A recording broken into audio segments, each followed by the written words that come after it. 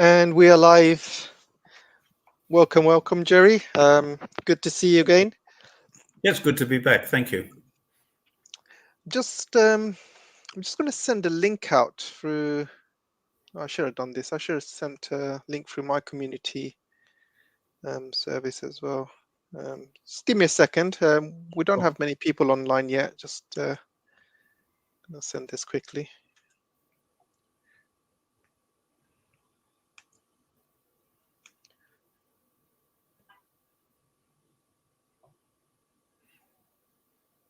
I love your name, The World Gone Crazy, because it's just so true.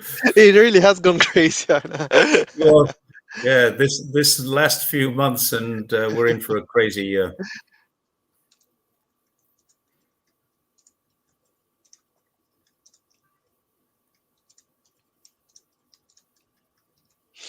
Okay, that's posted.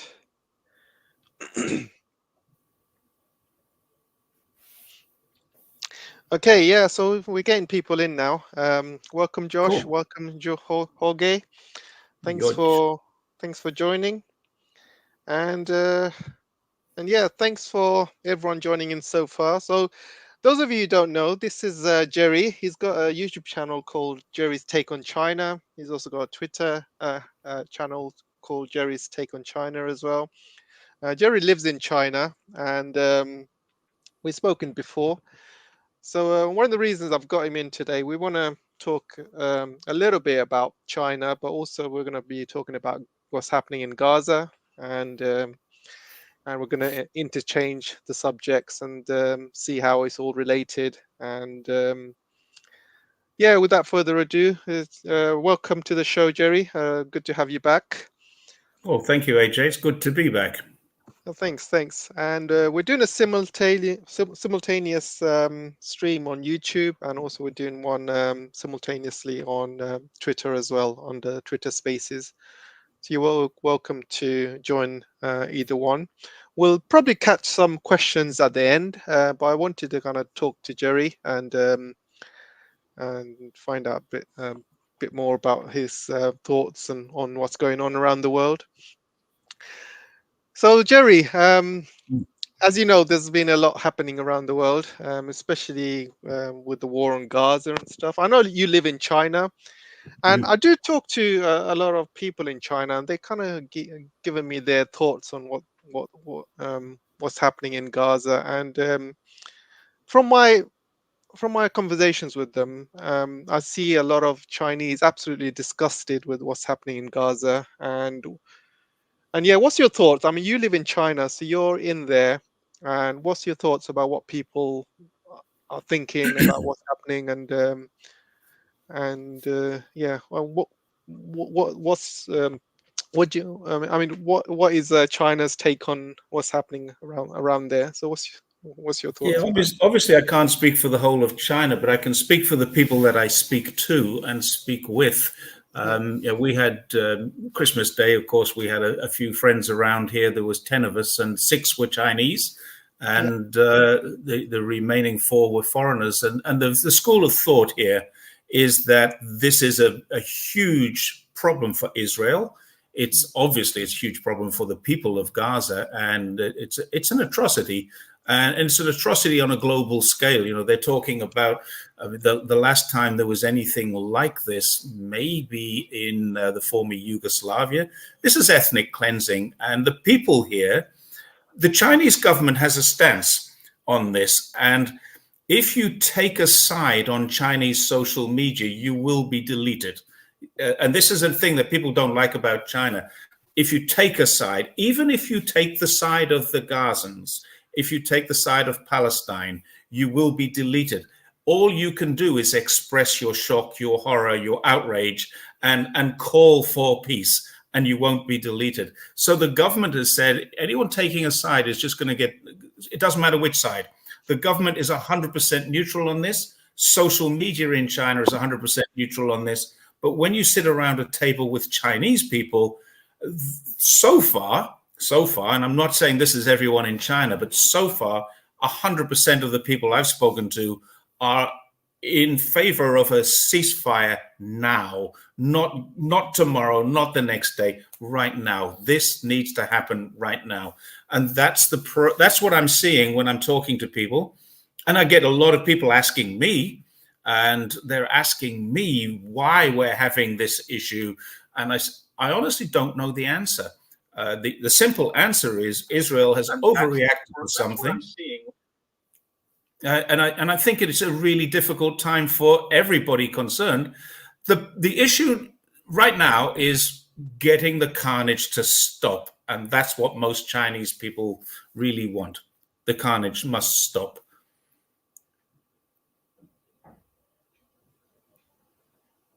Are you still there, AJ? We got a little bit of an overlap of the Twitter on the YouTube feed there.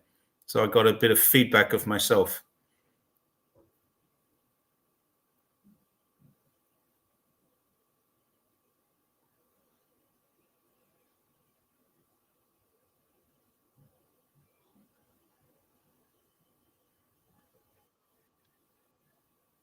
Can you hear me now, Jerry? I got you. I got you back. Yeah. Right. Yeah, I got a little bit of feedback on the Twitter, so I could hear myself there for a short time. Okay, great. So I didn't know that about China, that if you put one side or the other, you get deleted. So I wasn't aware of that. But yeah, I mean, it is kind of shocking. And I've read some news articles today that China is blocking some shipping stuff to Israel. And I wanted to get your thoughts on whether there's any truth to that, or is it mainly down to the shipping being closed, that strait in the Yemen or something. So what's your thoughts on that? As with everything that happens in China and everything reported in the media, there is always a 2% truth. What China has done is done exactly the same as it did with Australia a few years ago. When there was a problem with Australia a few years ago with the coal, Australia were being a little belligerent towards China. And what China did was they said, okay, well, let's just check this stuff that's coming in. And, oh, no, your paperwork is wrong. So what they're doing with Israel is exactly the same thing.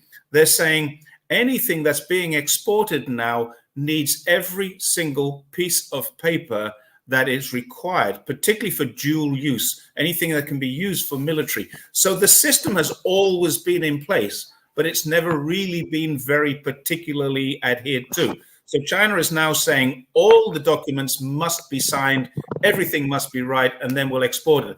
They are not going to export anything that has a dual use. If it can be used as a weapon of war, if it's a part for a weapon, it's not going to be exported.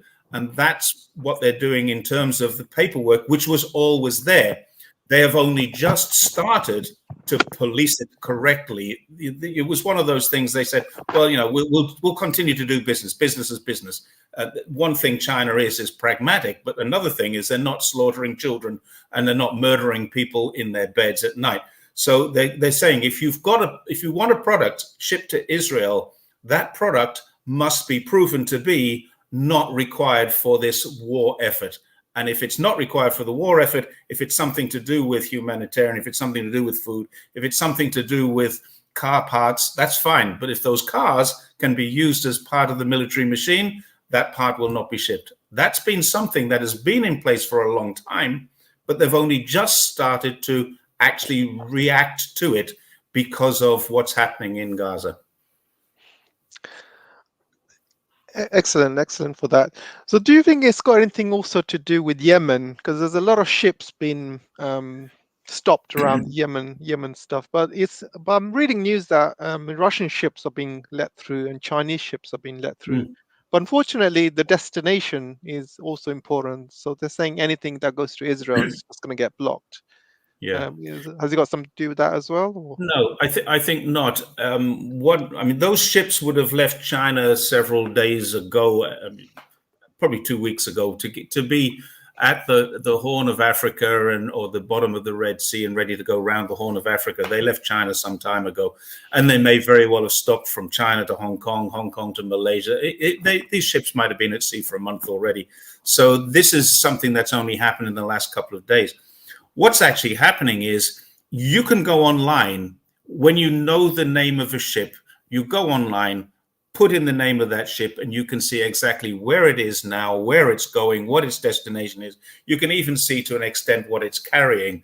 Now, any ship that has a manifest that is scheduled to stop, not an itinerary that is scheduled to stop any of the Israeli ports, they are being prevented from going, or at least attacked whilst going through by these Houthis.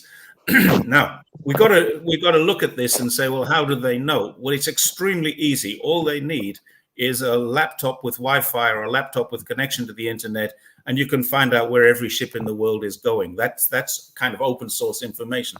So they're looking at ships and saying, well, that ship's scheduled to stop in Haifa. Haifa is in Israel, so let's attack that ship.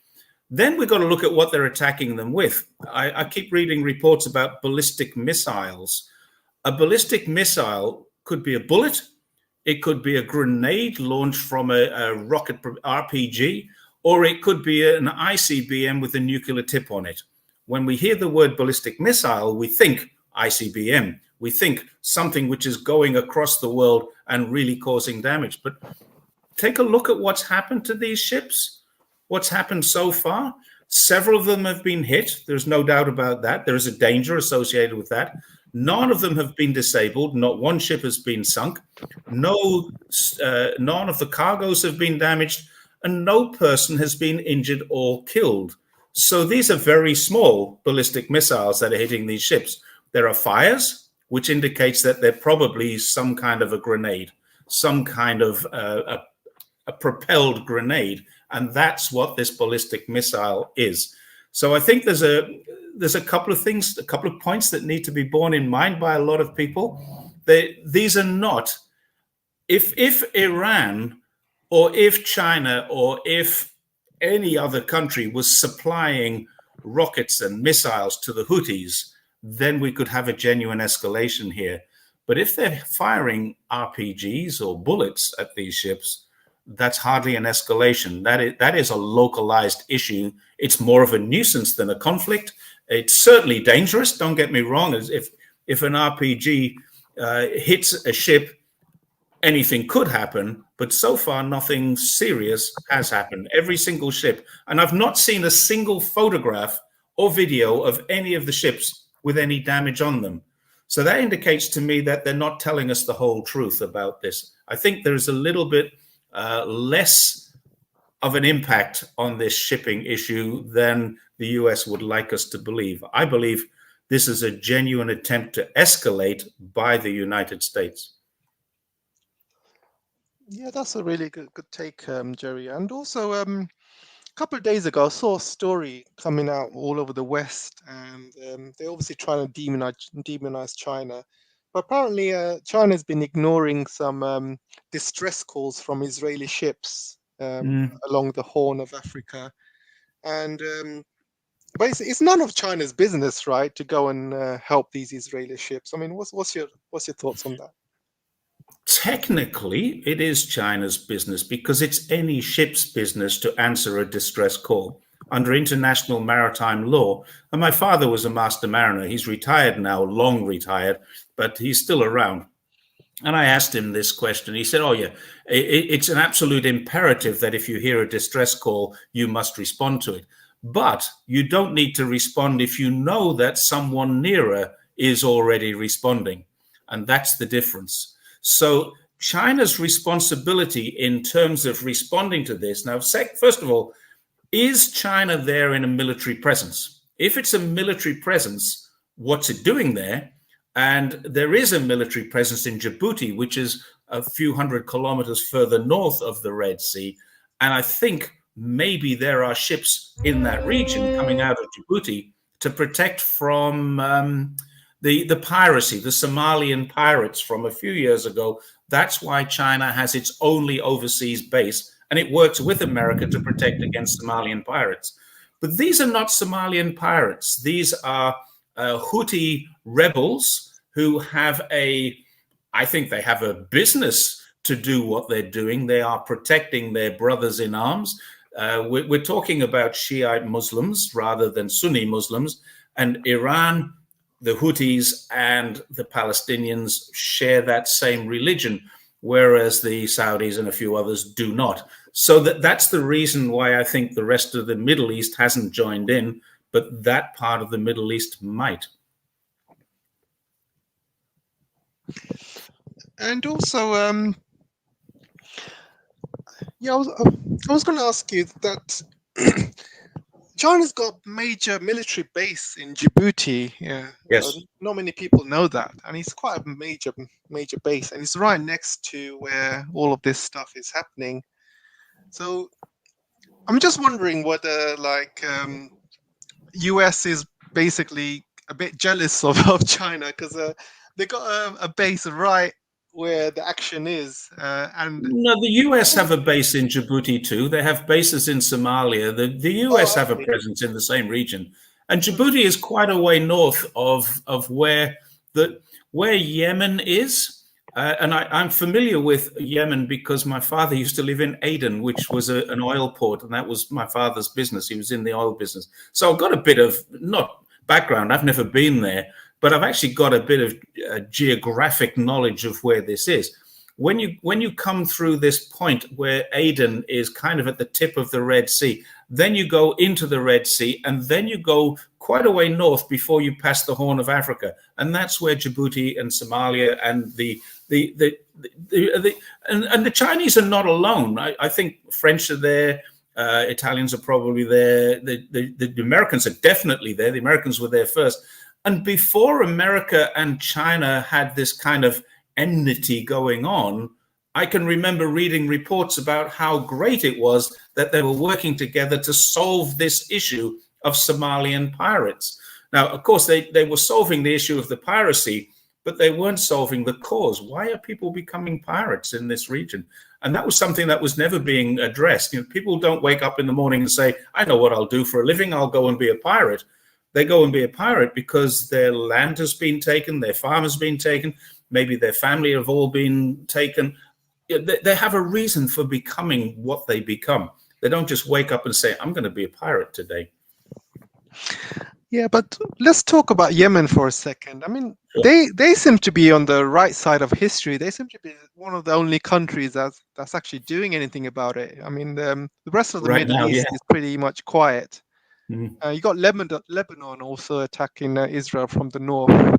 They're taking some heat off Hamas, obviously, because Israel cannot put all of their forces to fight Hamas because they got to kind of look after Hezbollah as well.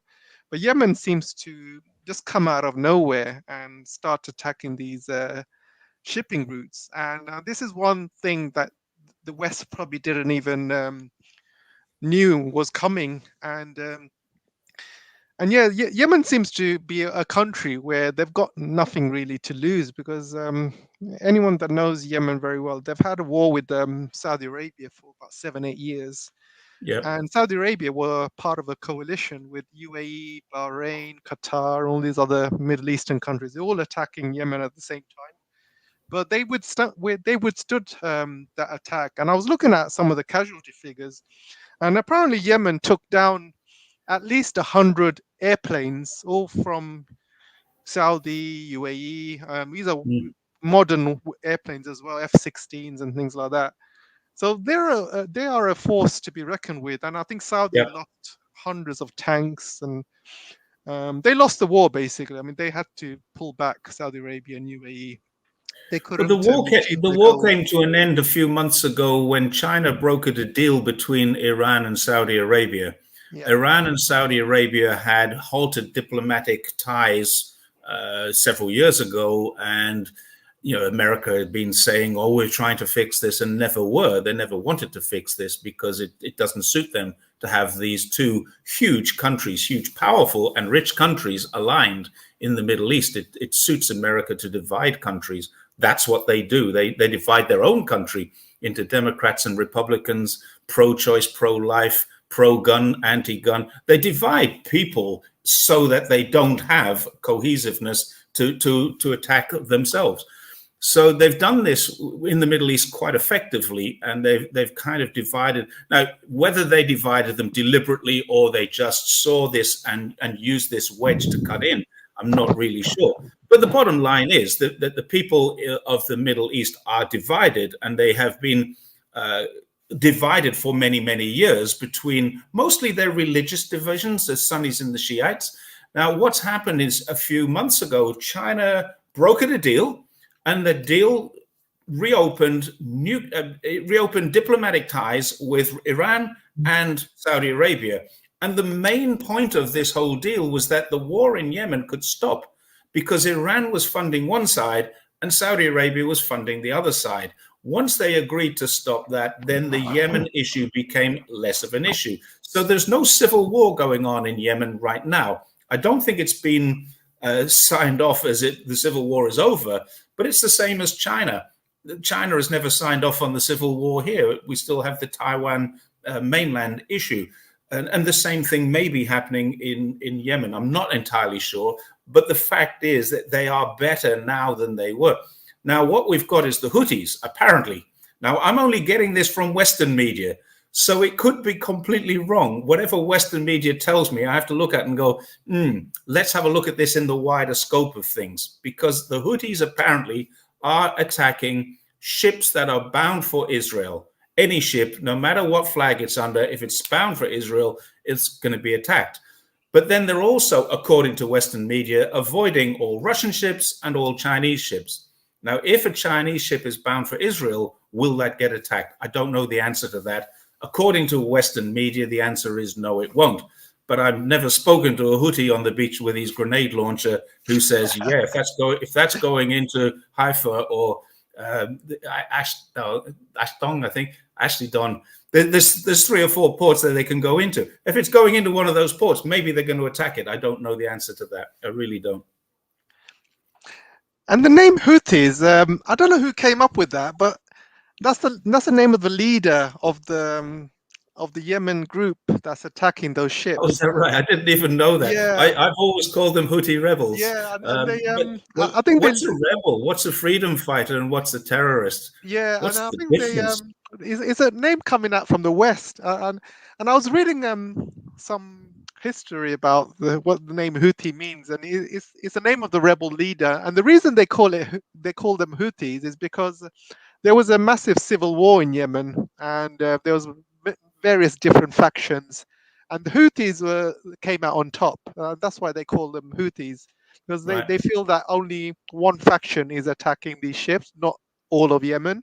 But if you look at the demonstrations happening in Yemen, and there's millions of people every single day demonstrating in the town square in Yemen. So, yes. So it looks like the Yemens are backing the Houthis. And when people say they're the Houthis, it's actually not Houthis. Actually, it's all of Yemen.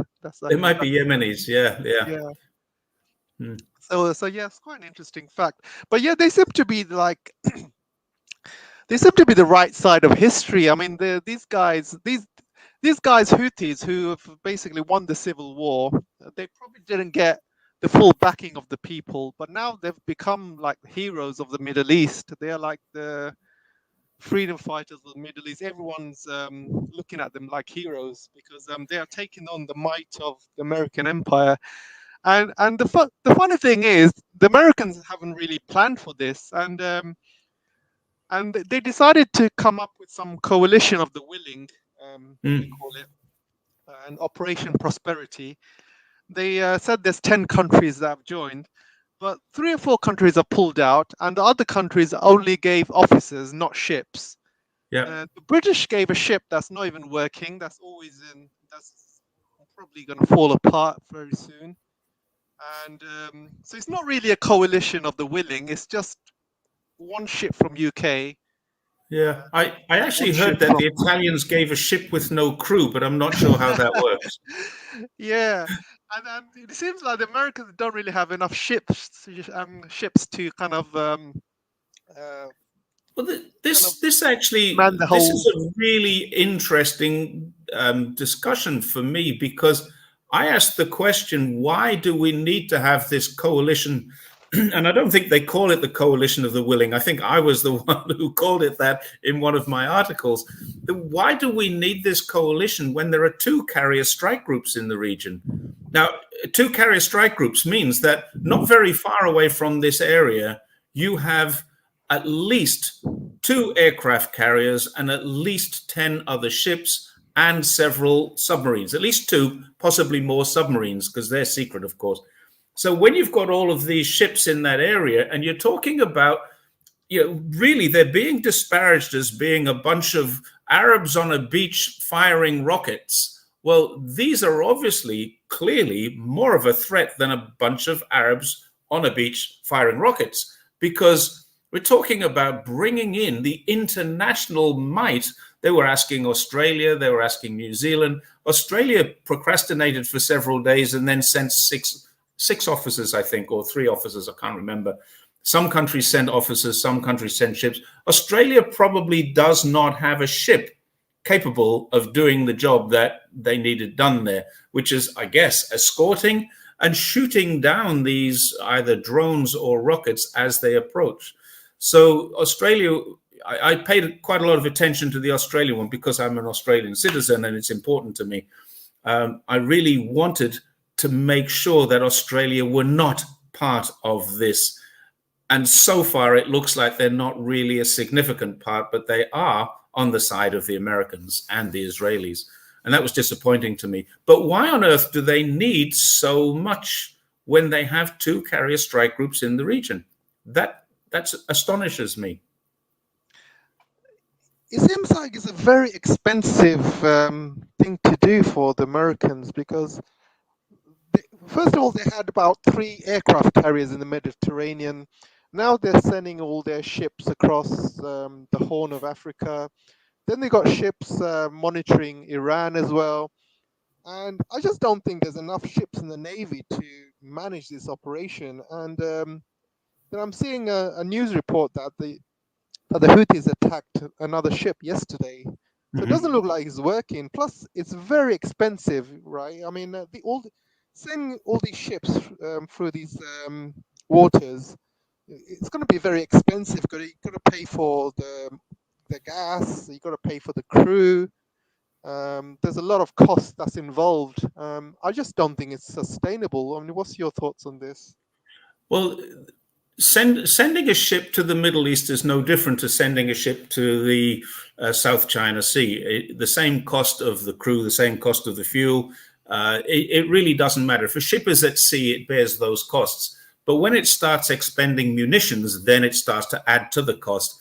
And of course, the soldiers, seamen, and airmen who are on board get paid more when they're in a conflict zone. So that adds to the cost as well. But effectively, when you've got a Navy operation going on, it's no more expensive than when there's no Navy operation going on, because you still have that ship at sea pounding through the oceans and churning up its diesel or its gas or whatever it is.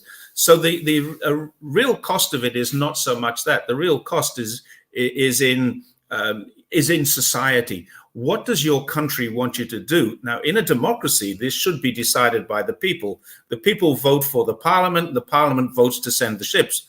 But in most countries, the parliament or the Senate or the Congress, they're not getting the opportunity. In America, they probably say, yes, send the ships anyway.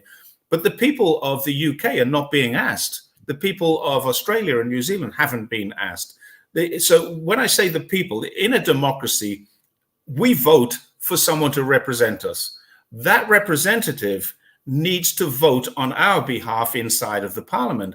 And it's been taken as executive decisions by the parliaments in Australia and other countries of what to do, whether to involve themselves, rather than taken as a democratic vote from the people. Now, if I was an Australian, I'd be contacting my MP and saying, which way are you going to vote? And if he says or she says, I don't have an opportunity to vote on this, I'd be saying, well, why not? Don't we live in a democracy? Apparently not anymore. So there's that aspect of it. The other aspect is why? Why are we involving, or why are they involving so many different countries to tackle what I think someone called them Arabs with camels? And I mean, honestly, That is what these people are. They're Arabs on the beach, and they are obviously a formidable force, but they are not a military conflict zone. This is a more of a nuisance. It's more guerrilla warfare. It's something that doesn't need it shouldn't need a carrier strike group. It shouldn't need Air Force jets flying in and out of there, strafing the beaches. What it should need is a few hundred Marines landed on the beach and then sorted out. But they're obviously not doing that. Why they're not doing that? And I actually see that this is part of a wider plan. My opinion. This is just an opinion. I believe they want to get Iran involved. They want Iran involved so that they can then escalate this to a much wider conflict, because they've never liked Iran. They haven't liked Iran since long before, the 1950s and 1970s. We have different things going on in Iran. But the Shah of Persia was deposed, and then we got different things happening over there until finally it became an Islamic Republic. And the Islamic Republic are what they do not want.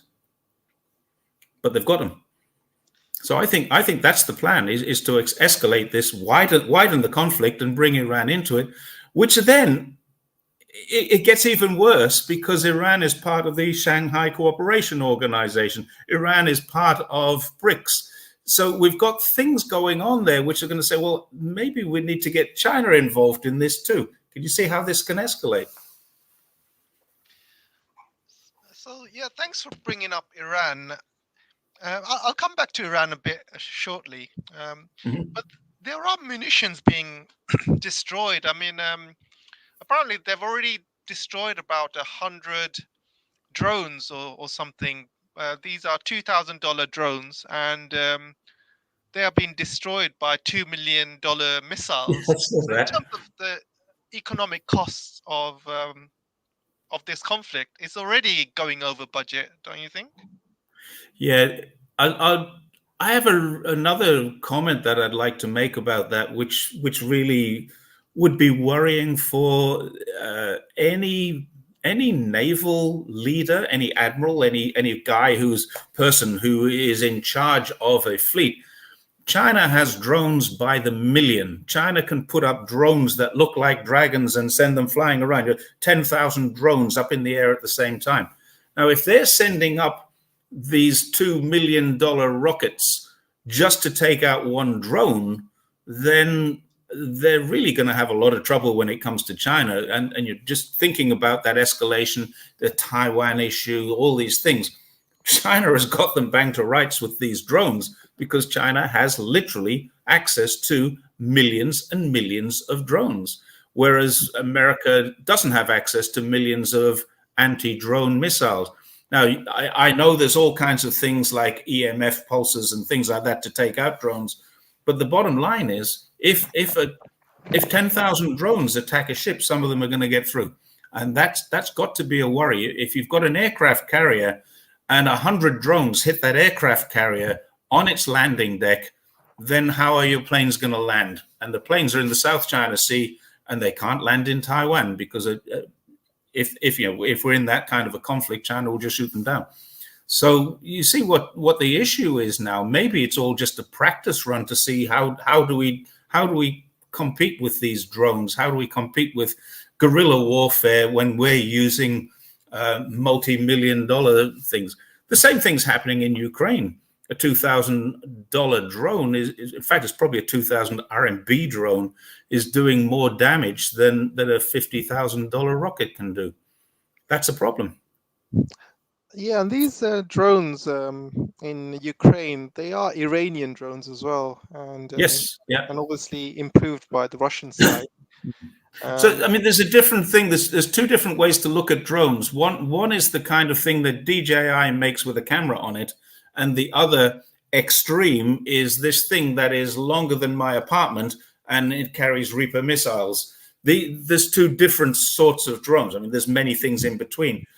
China has these industrial drones, and it has agricultural drones. They can carry 50 to 100 kilos. And those kinds of things are very, very dangerous when adapted. And I think that's what has happened. Agricultural drones have been bought, and people can point the finger at China, but China's selling agricultural drones. If someone takes that drone and adapts it into a military weapon, that's not exactly China's fault. China's not going to stop selling farming equipment just because we don't stop selling pitchforks because they can be sharpened into stabbing weapons. We don't stop selling drones because they can be adapted into bombing weapons. So I think that's a really interesting thing. Where the drone warfare is going to go, I really don't know.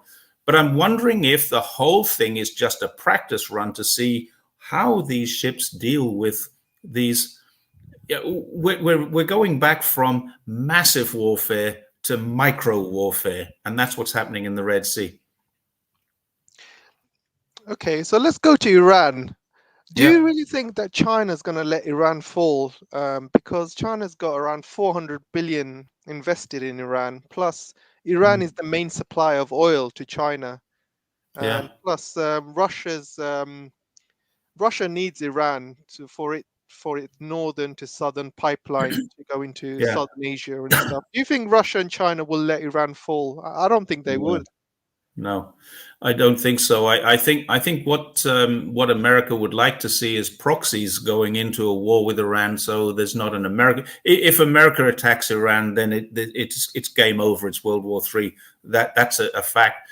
Iran has signed a deal with the free trade agreement with the Eurasian Economic Union last year. It joined the Shanghai Cooperation Organization. It's joined BRICS. Iran is now a central focus in the continued growth of China and the renewed growth of Russia. So China hasn't stopped growing. What it's doing now is diversifying. There's less sales to the United States, but there's more sales to the global south, as it were, the underdeveloped world. Iran is a really important feature of China's Belt and Road. It's a really important feature.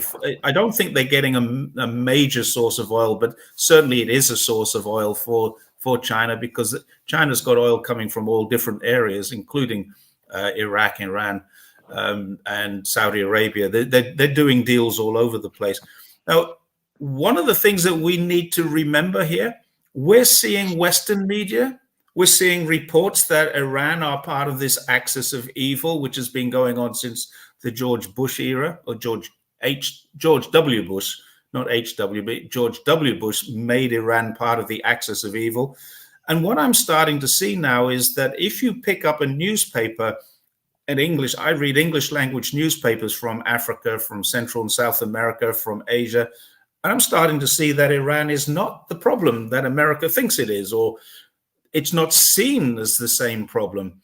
I think Iran will get a lot of support if America decides that it wants to escalate this and start to punish Iran. It'll be sanctions first, it'll be restrictions next, it'll be all kinds of imposing other countries' sanctions onto Iran, the same as they did with Russia. They'll be removed out of the SWIFT if they're in it. I'm not even sure if they're in SWIFT, but I think they are. They'll be removed from that, and that's going to make life very difficult for moving money around. And Russia overcame that by simply saying, well, if you want oil or gas, you pay us in rubles. End of story. We'll sell them to you. So they did very well out of that. I'm not sure if Iran has the same sort of clout, though. Yeah, the deal that Iran has with China, well, I did some research on this a few months ago, and it's basically oil for infrastructure. So China builds all the infrastructure for Iran, like railways. They're doing the same thing in Iraq too. Yeah, that's right. And Iran pays in oil. And Iran's oil production has actually more than tripled compared to when Trump put the sanctions in. And the oil sales to China has more than quadrupled. So every year, Iran is making more oil and selling more oil. And I don't know if you've seen the news last year that Iran has agreed for China to build a brand new airport in Iran as well. And also they're building a massive military port in Keshem Island. Keshem Island is that little island just off the Hormuz Strait, and it's an Iranian island, and they're building a massive joint military base as well. So it's going to host Chinese aircraft carriers as well. And Who told you that it was going to be a military base? no, I had some Iranian friends actually who are actually good diplomats, and they said that they are building this joint military base, and they've been building it for years, and it's going to host Chinese and Iranian ships, Right. and that's going to be completed by 2025. So it's a couple of years I away. wasn't aware that it was military. And I keep hearing reports, for example, like the port in Sri Lanka, the port in Pakistan, the one that they're going to build in the Solomon Islands. The Western media always say China could turn it into a military port. And yes, they could, but they have no plans to. And this is the issue. It's all about they very cleverly use modals to say what China may do, might do, could do, rather than what China is going to do or what China will do or what China has historically done. These things don't seem to matter. The media will report that they could. Now, I haven't heard that this port in Iran is military. So, I mean, I'm not saying you're wrong. I'm saying that I haven't heard that. And it could be that you're absolutely right. Western media would say it could be military. They're going to build a port in West Africa. And it's already been said they're going to build a port right opposite Miami. Well, it's not right opposite Miami. It's the other side of the ocean from Miami, but it is opposite Miami. It's not like it's going to be built in Cuba. So we get all these reports that kind of exaggerate the truth. There's 2% truth in something that could be used as a military base, not necessarily is going to be. Same as the South China Sea. They haven't militarized the South China Sea at all. If anyone can show me a photograph of a plane landing on any of the two airstrips either of the two airstrips in the South China Sea, apart from one in 2016, which was so unusual it made international headlines. China landed a military plane on one of those islands to pick up two workers who had been injured in an accident.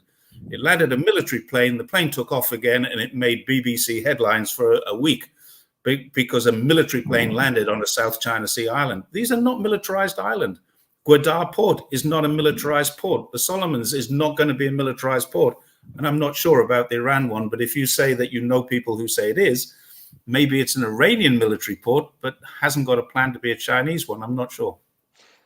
No, I think there are plans to have a Chinese military port there. I mean, it's all part of the bigger picture because China is investing a lot in Iran. They're also investing a lot in Pakistan as well. They've got the Gwadar port, and they've already spent 200 billion on the CPEC or in Pakistan, and they're going to be spending 400 billion in Iran. So that shipping route and those investments have to be protected, and it makes sense for China to put a military base there. Same way they've put one in Djibouti, and one of the reasons they put one in Djibouti is because they have a lot of mining companies in Africa, and they mine all over Africa, but all the ships go to Djibouti, and then from there, all the ships go to China. So it makes sense for a military base to be in Djibouti. Same way they're going to have one in Iran, and there's going to be one in Gwadar as well. So that's going to protect the sea lanes there. But it's all part of the bigger picture because if you look at the BRICS, all the countries joining BRICS, they all seem to be surrounding the Strait of Hormuz and the Red Sea. So soon you're going to have Iran joining, but also they're going to have Pakistan joining very soon as well. They've got Saudi Arabia joining, and if you look at the map, those countries are all surrounding the Strait of Hormuz. UAE is joining as well, and then they've added Ethiopia, and pretty soon you're going to have other countries surrounding that place joining, and you might even have Yemen joining one day. You never know, but it's all part of the bigger picture. It's all part of the BRICS bigger picture. But BRICS has no military component to it. No, not yet, Neither, but neither does they will Shanghai. do. Yeah, in the future they will do because if the whole point of BRICS is transport oil and de-dollarization, and when you have to transport a lot of oil around the BRICS countries, and when you de-dollarize, I think that's when issues will come up in the future. You're going to have the United States obviously not very very happy about it. The West, they're probably going to cause a lot of trouble. I mean, and they got to kind of prepare for that. And I think there's going to be a lot more escalations happening over the next few years, mainly down Well, to countries de-dollarizing. And you've seen I, what I'm happened not. I'm not going to argue with you on this one, AJ, and I'm not going to say that you're wrong. But your understanding of BRICS is very different to mine, and your understanding of China's militarization is very different to mine. And I do read China's plans.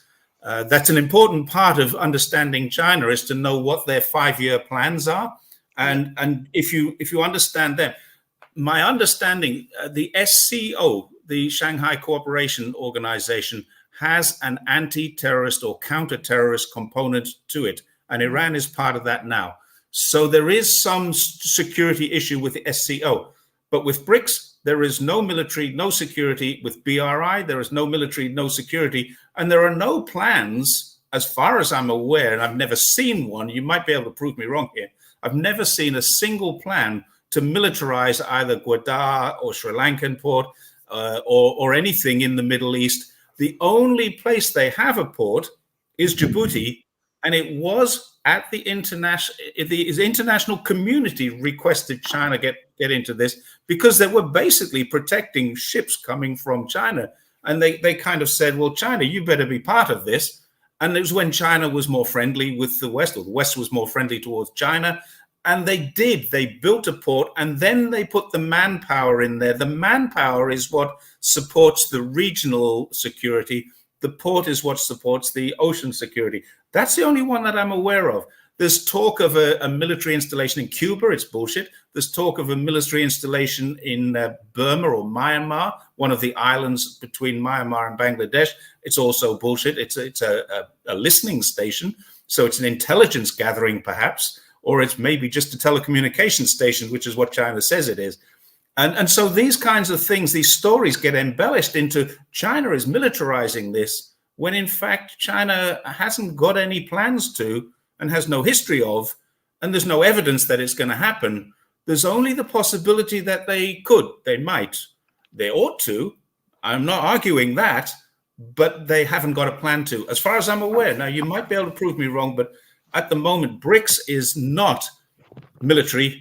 BRI is not military. There's no military expansion in either of those. Now, I'm quite certain in the background, Chinese will have a policy or a strategy, which we don't know about, to protect their interests.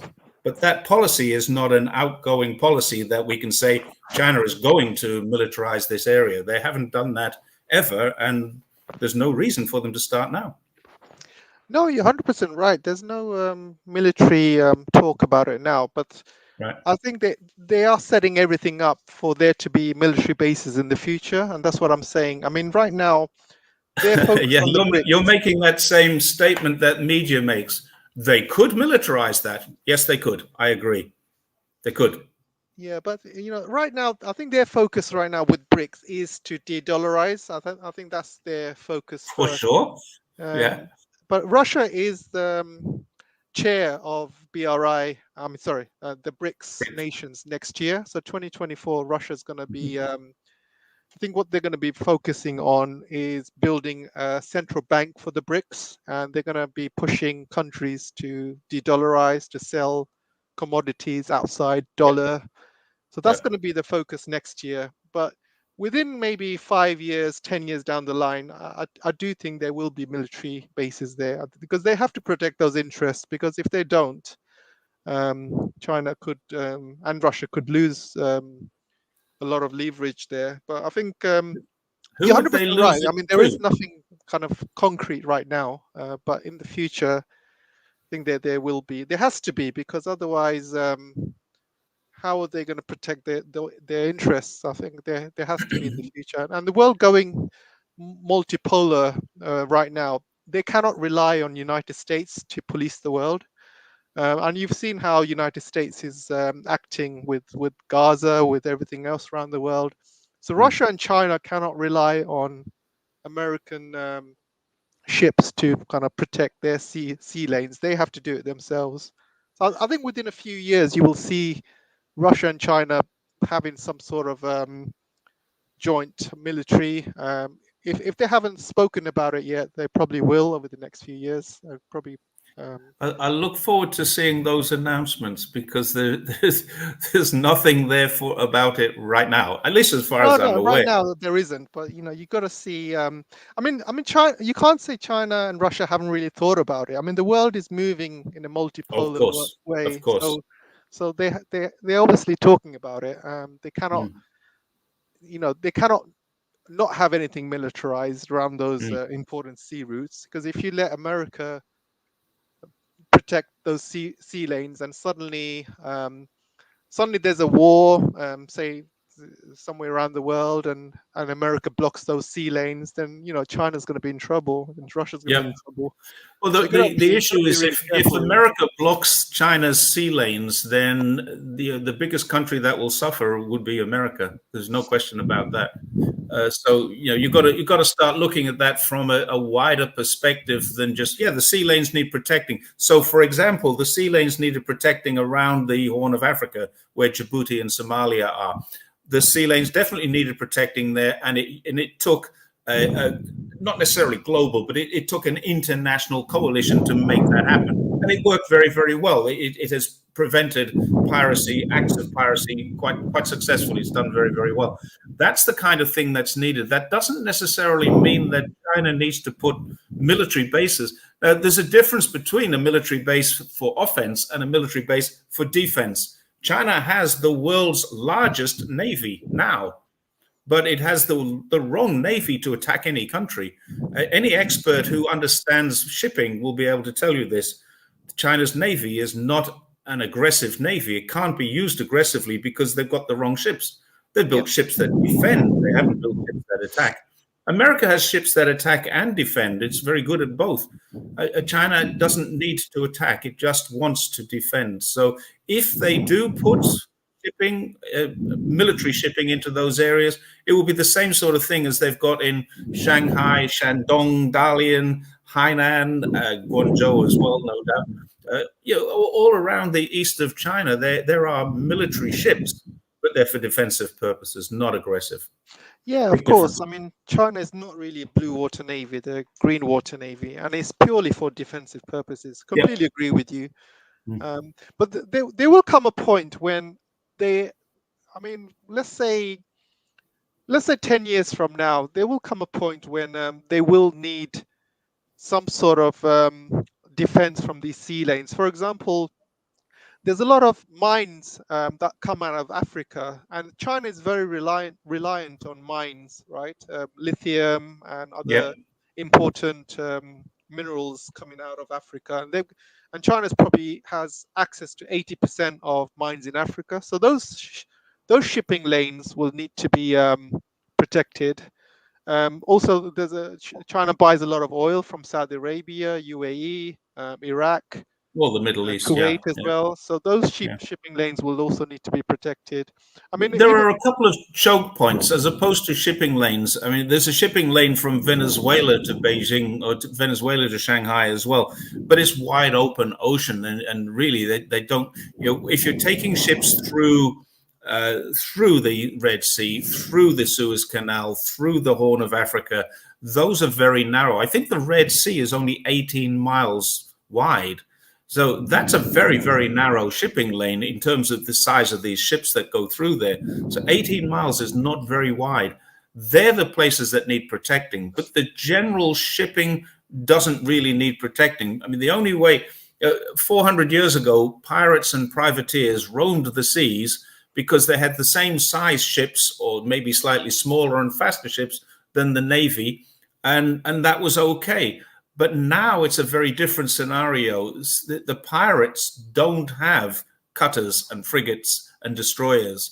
They have sloops. They have these tiny little 18-seater boats where they get on board with their AK-47s and they zoom out, 4 or 5 of them, and they take over a ship. It's a very different sort of scenario to the kind of defense that you're talking about if there's a war going on.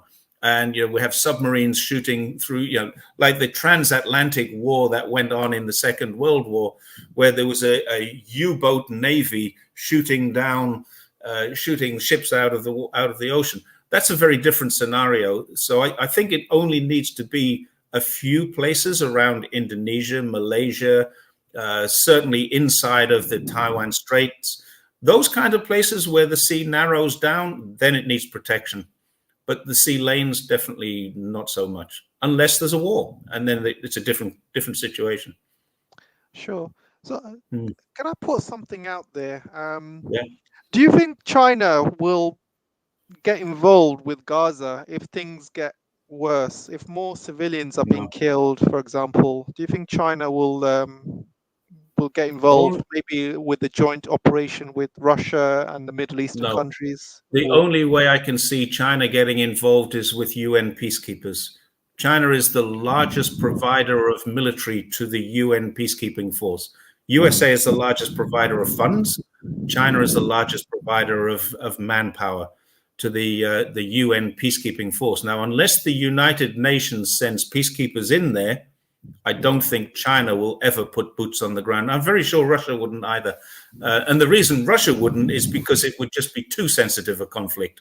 I mean, they're already involved in one. China are not yet. And I don't think China will be, if we're honest. But that's something else we can talk about is the Taiwan issue.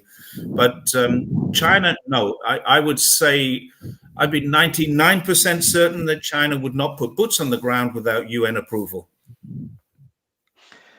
do you think China will get involved if Iran is attacked? Because Iran has got more Chinese interests. Or do you think That's a China would really provide interesting one. weapons to Iran? I do believe that China would support Iran. I believe that China would support Iran. Rolf has just put up there that China is arming Iran. I'm not sure if that is true. I believe that China supports Iran. And I guess that it's not so difficult to get things that have what's called dual purpose. You know, you can buy a car and it can be modified into an armored personnel carrier quite easily. A certain type of car, like a Beijing BJ40, can be modified into and they might sell 150 or 1,000 or 1,000,000 Beijing BJ40s to Iran, but they're cars. When Iran gets them and then modifies them, they become military equipment. And that's the difference. So I don't think they're actually arming. I think they are supplying, for sure. Be crazy not to, because Iran would need it, I think. Would China put boots on the ground? I think probably not. In Iran, Yeah, but probably wouldn't not. it be like a situation in North Korea or Vietnam? Because if Iran falls, that's a um, big blow to China. Because obviously, like I said, Iran provides a lot of the oil, a lot of natural resources. Because Iran's got a lot of mines as well that it sends to China, and also there's a lot of investments in Iran, Chinese investments, 400 billion worth also. Sure. And they But there's can't let Iran fall, surely, if they don't put boots on the ground. Because there's a Iran great doesn't deal of have difference. enough to protect itself right now. I mean, if it went to a war with the West. Okay, there's a great deal of difference between Iran and North Korea, or Korea as it was then. It was the Korean Peninsula, and Vietnam as well. China did send troops into Vietnam. That's not a secret anymore. I think everybody in the world knows that. And they definitely sent troops into Korea. They call them a volunteer force, but I think they were military troops. My father-in-law was primed to go to Vietnam in the late 1960s. He was in the army. He was going to go. He learned some American English. He learned things like, and when I first met him, he joked, he said, "I know some English, hands up." That was basically all he could remember. But yeah, he learned that kind of degree of English when he was scheduled to go into Vietnam. There's no question about it. China supported Vietnam military with manpower, and they did the same with Korea. Now, the difference is that if you take a look, we know for a fact now that MacArthur planned to nuke. At one stage, he wanted to nuke China. He wanted to continue and roll across North Korea into China. He wanted that. So, of course, China was defending itself by sending troops into North Korea to help them defend against the Americans, who, had they won, would have surely rolled across the border and taken over certainly parts of what we now call Dongbei, which in those days was Manchuria, and before that was Manchukuo, where the Japanese and the Russians had already taken over. So that was why that was. Guangxi on the south had a great danger. Look what America did. They bombed neutral Laos. They put troops into neutral Cambodia. They had people in those countries, and they border with, well, Laos doesn't. Yeah, Laos doesn't. Laos and Cambodia border with China. Those countries are China's neighbors. So China fought very hard to keep these invaders out on both sides. North Korea, Korea in the very far north of China, and down in the south of China. There is no way that China wanted Americans to win either of those wars, because they would have put puppet governments, colonies, effectively, like Japan is now, and China would have been surrounded. Japan was already there. It was an American colony, effectively. And so you've got the coast. The Philippines was an American colony at that time, too. So you had all of the coast. All of China is surrounded. They didn't want North and South Korea joined up as one American colony, and they didn't want Vietnam, Cambodia, and Laos to be American colonies either. So that was why. Iran is a very different kettle of fish. Yes, they would lose business. Yes, they would lose investments. Yes, it would be a very difficult thing if Iran were to fall, but I don't think they'd ever put boots on the ground to support them. They will support them militarily. They'll support them financially. They'll support them with equipment. But I don't think China will send boots to any country in the world that is not a direct neighbor. Okay, that's yeah, I do agree with you. I think China will probably provide Iran with this. I think I've read news that China sent Iran some radars that can pick up stealth airplanes. Very likely. Yeah, in terms of airplanes, I think Iran's bought some airplanes from Russia, and they're thinking about buying the latest planes from China, the J-35s, I believe, once they come out. But also, but yeah, I think the drones would probably do enough damage to the Western military. I think those swarm drones. Well, yeah, Iran has probably one of the best drone capabilities in the world. Maybe as good as China or after China, I'm not sure, but certainly they have a very, very good drone capability, and there's no doubt they're proving that. So yeah, I think this is. I mean, it's all my opinion, AJ. This is not based on any fact. It's just my understanding of China, China's culture. They're not going to send troops to another country. They're not going to send troops to the Middle East. They're not going to send troops to Iran. But they will support, and they are very much supportive of the two-state solution in Israel. But do you really think this two-stage solution is viable solution now? Because it sounds to me that's completely gone out the window. Israel's not going to want it. No. So the simple answer is it's a very naive assumption to say that Palestine can become one country and Israel another country. Yeah, I don't personally don't see it. There's either going to be a one-state solution. That's not going to happen because Israelis are not going to want to live with Palestinians.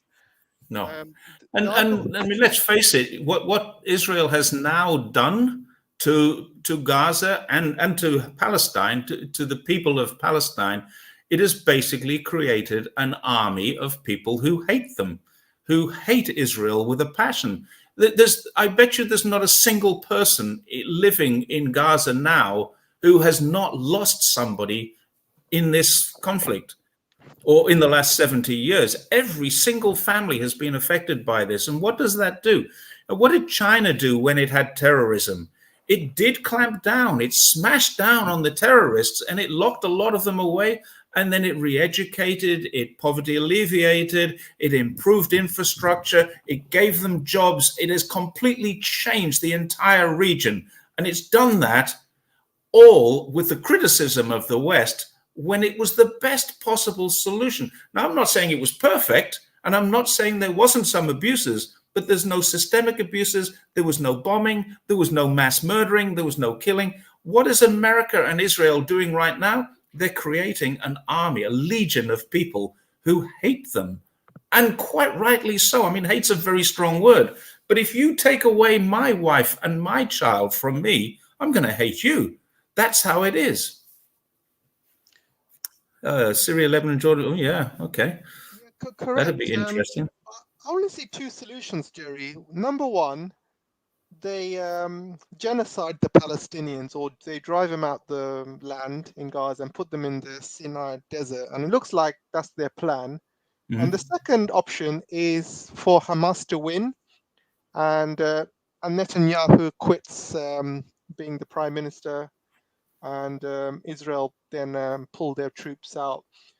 By the looks of things, it looks like Hamas are winning from what I can see. I mean, they're causing a lot of damage to Israeli tanks, and there's a lot of deaths that Israel's not really reporting, but there's a lot of I mean, when Israel first went in, they said it's going to take them a couple of weeks. I believe there was people saying, "Oh, it's going to take them a couple of weeks," and they were so confident they're going to wipe out Hamas. And it's been 2 months now, and they're still saying, "Oh, this is going to be a hard job. It's taking us longer than expected," and they're losing money every single day, right?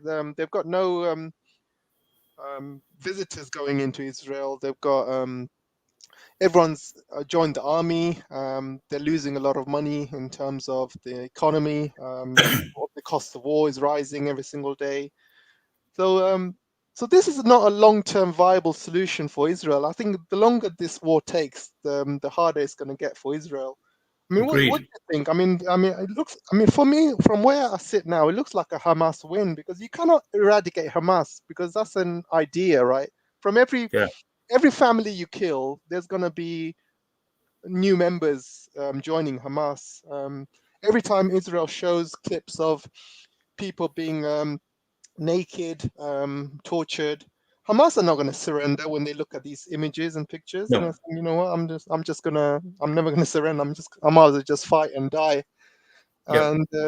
And these Hamas guys, they're not fighting for money. They're not fighting for anything. You know, they're fighting fighting to for freedom, live. fighting for their families. You know. Yeah, What's your thought? I think to describe it as Hamas's winning is probably a bit of an overreach, but I do agree with you. Hamas is causing Israel a lot of headache, a lot of heartache, and certainly a lot of wallet pain. But whether or not Hamas can win this, I honestly, if you're going to ask me what's the solution, I don't know the answer. I don't know what the solution is. And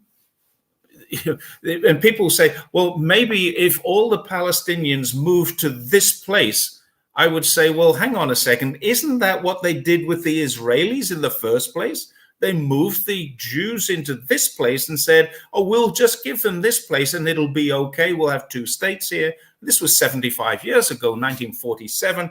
Now, what then happened? So if we're going to move the Palestinians to another place, who lives in that other place right now? And what are they going to do? Now, you can't say we can move them to a place that's empty, because the only places that are empty are deserts, and they can't live in a desert, not unless somebody wants to reforest and pump in water to that area. Like it just isn't going to happen in the next 10 years. You cannot relocate 2 million people from Gaza. But then when you relocate them, aren't they going to start on the West Bank as well? And aren't they going to start on the Golan Heights, which is not even in Israel, or Palestine, it's in Syria? Where does it end? Where does this Israeli expansion actually end? Where are the lines that they say, we're happy now, we've got what we wanted? I don't know. They want Syria too. They want Jordan. They want Egypt. I don't know. Can I comment on that? Yeah, sure. Go ahead. The answer is they don't have any defined borders. Where this ends is well, the Nile to the Euphrates. That's what the Greater Israel Project is, and that's their ultimate goal.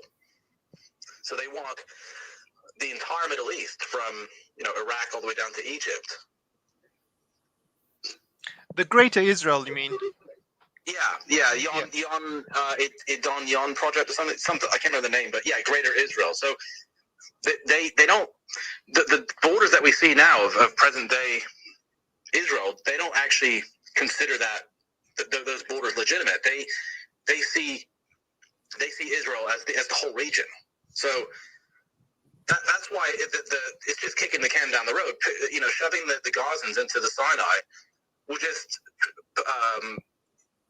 it's just kicking the can down the road, because then the problem will be moved further along, and then they'll move, because they want to take Sinai back, because they actually occupied Sinai for a number of years, and I think it was 1982 they handed it back to Egypt after it had been conquered. I think it was the 67 war. 67 war. I can't remember, but they see Sinai as theirs, so they'll then start attacking the Sinai, and under the using the excuse of Hamas are now in the Sinai, so we need to start bombing that part of the world, and that's going to, of course, drag Egypt back into conflict with Israel.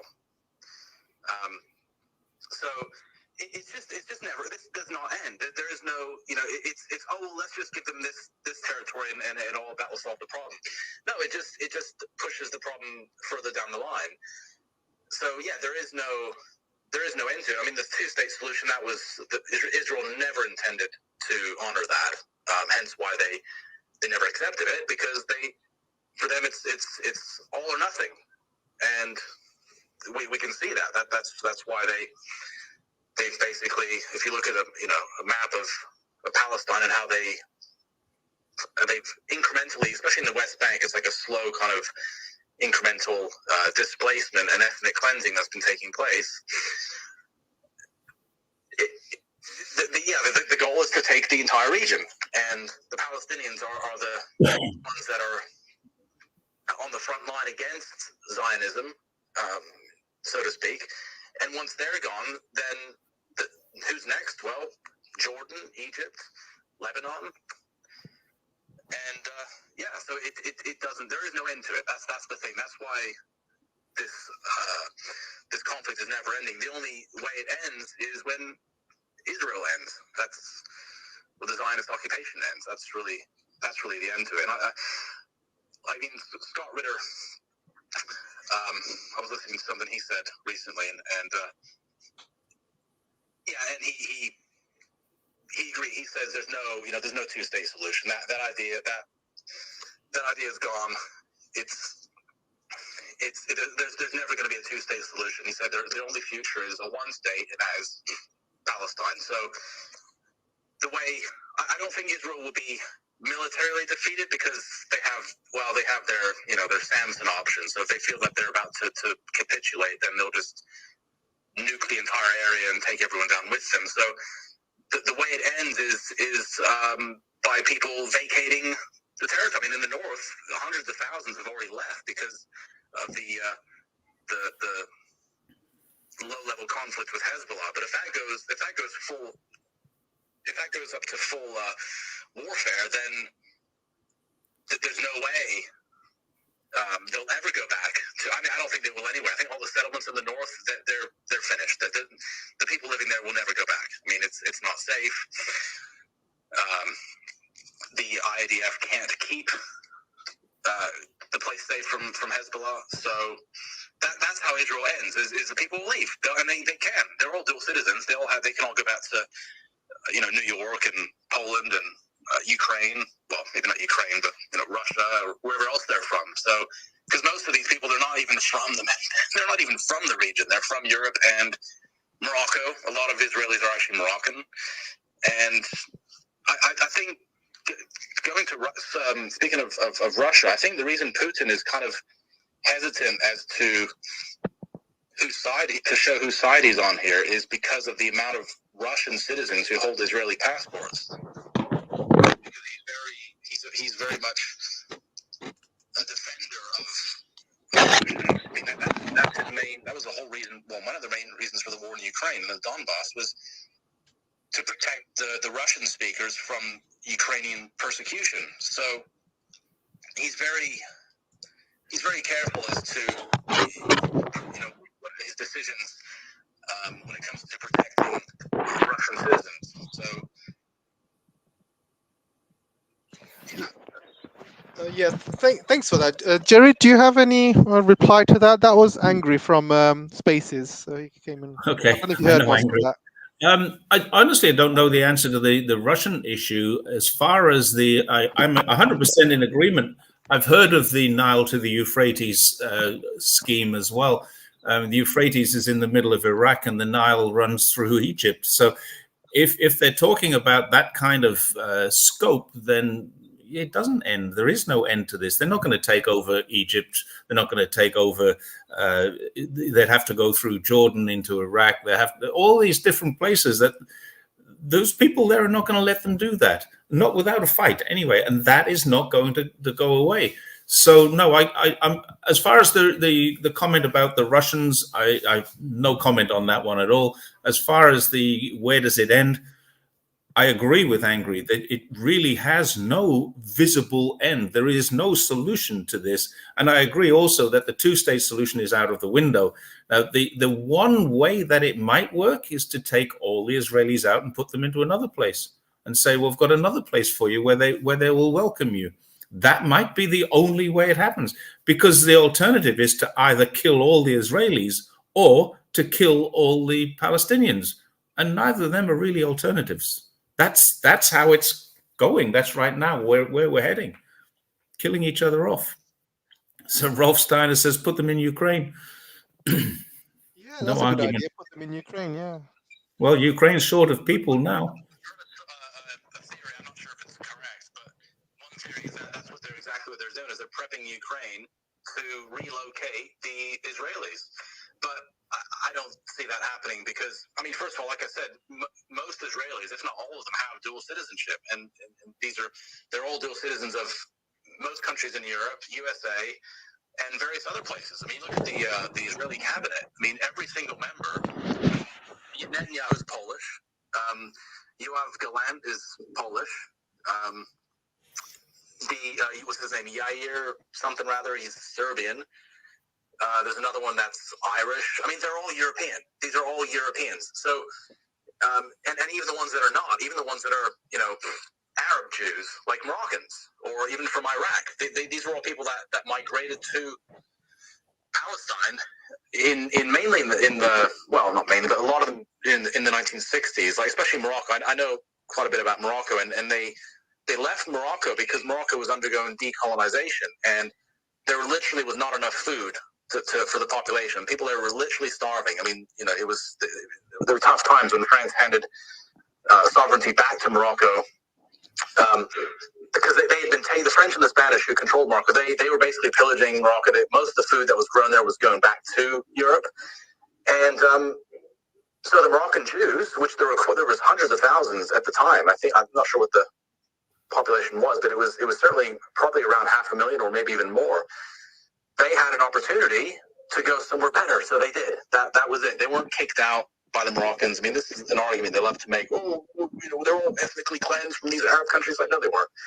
They left on their own accord because they had an opportunity. You can't blame them. Things were tough in Morocco, so they left and went to Palestine. And I think it's probably similar in many other Arab countries with the Jewish population, like maybe Tunisia, Iraq, or even Egypt. They had an opportunity to go somewhere, and I'm sure there were all kinds of incentives, probably subsidized land or maybe even free land. I don't know what they were doing at the time, but they were certainly incentivizing Jews from all over the world to go live in Palestine. And of course, there were false flags and these attacks that were staged to try and frighten them into thinking that they weren't welcome in these countries that they'd been in for hundreds of years. These were the hardcore Zionists that were trying to incentivize through fear.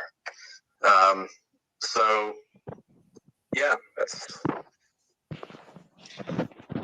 So I wanted to ask you, Jerry, quickly.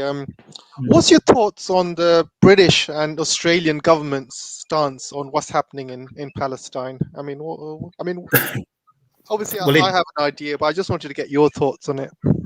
It certainly seems to me that the government are not listening to the people. I'm not sure who the government are listening to. The people are out protesting. The people, everybody that I know in the UK and Australia is saying the same thing. This has to stop. This is crazy. Now, Australian government for a long time, this is a 2-month-old conflict now. It's a much longer conflict than that. I understand that, but I'm talking about this current situation is more than 2 months old now, nearly 3 months old, in fact. And since it started, Australian government and the British government have basically stood up and said, Israel has the right to self-defense. It's only in the last few days for the UK and few weeks for Australia that they've started to say, but they have the right for self-defense, but they need to stop hitting places that there's so many children. So, and it's really starting to change now. And I think it's probably because whoever is puppeteering, someone's pulling the strings for these governments to say, and in the UK, it's probably the Rothschild family or people like that, very, very important financiers. They basically own England. And I'm sure in Australia, we've got a similar sort of situation because Australia is pretty much owned by England. And then you've got this situation where the government says, we've been elected by the people, so we have to, at some stage, we can't keep ignoring these people. We have to start listening to them, even though the power says this is where we need to go. The people who put us into our jobs are saying this is not what we want. So this is what I'm seeing. I'm seeing a massive outpouring of rage from people with a government that seems to be very much trying to remain balanced and neutral, supporting Israel's right to defend itself, while at the same time only recently starting to say, you should try not to kill children and women and non-combatants. But that's only in the last couple of weeks that I'm starting to see that. So I think they're starting to get the idea that the message is coming through from the people that we need to change. That's what I hope is happening. It needs to change. And the powerful people behind the scenes, the ones we don't know about, I do believe that they're probably getting the message too. We're going to lose total public support. Once the government loses public support, then you don't have a government. You don't have governance. People will start to say, well, I'm not doing what you tell me to do. I'm not paying my taxes if you're going to send my tax money across to people who are murdering children. It starts to get into anarchy then. So I think the government is starting to realize that it's getting very serious. People want change. People want this to stop now. And I kind of hope it stops very, very soon, like tonight, tomorrow, yesterday, rather than just let's talk about this in the United Nations next month. The problem is Zionism.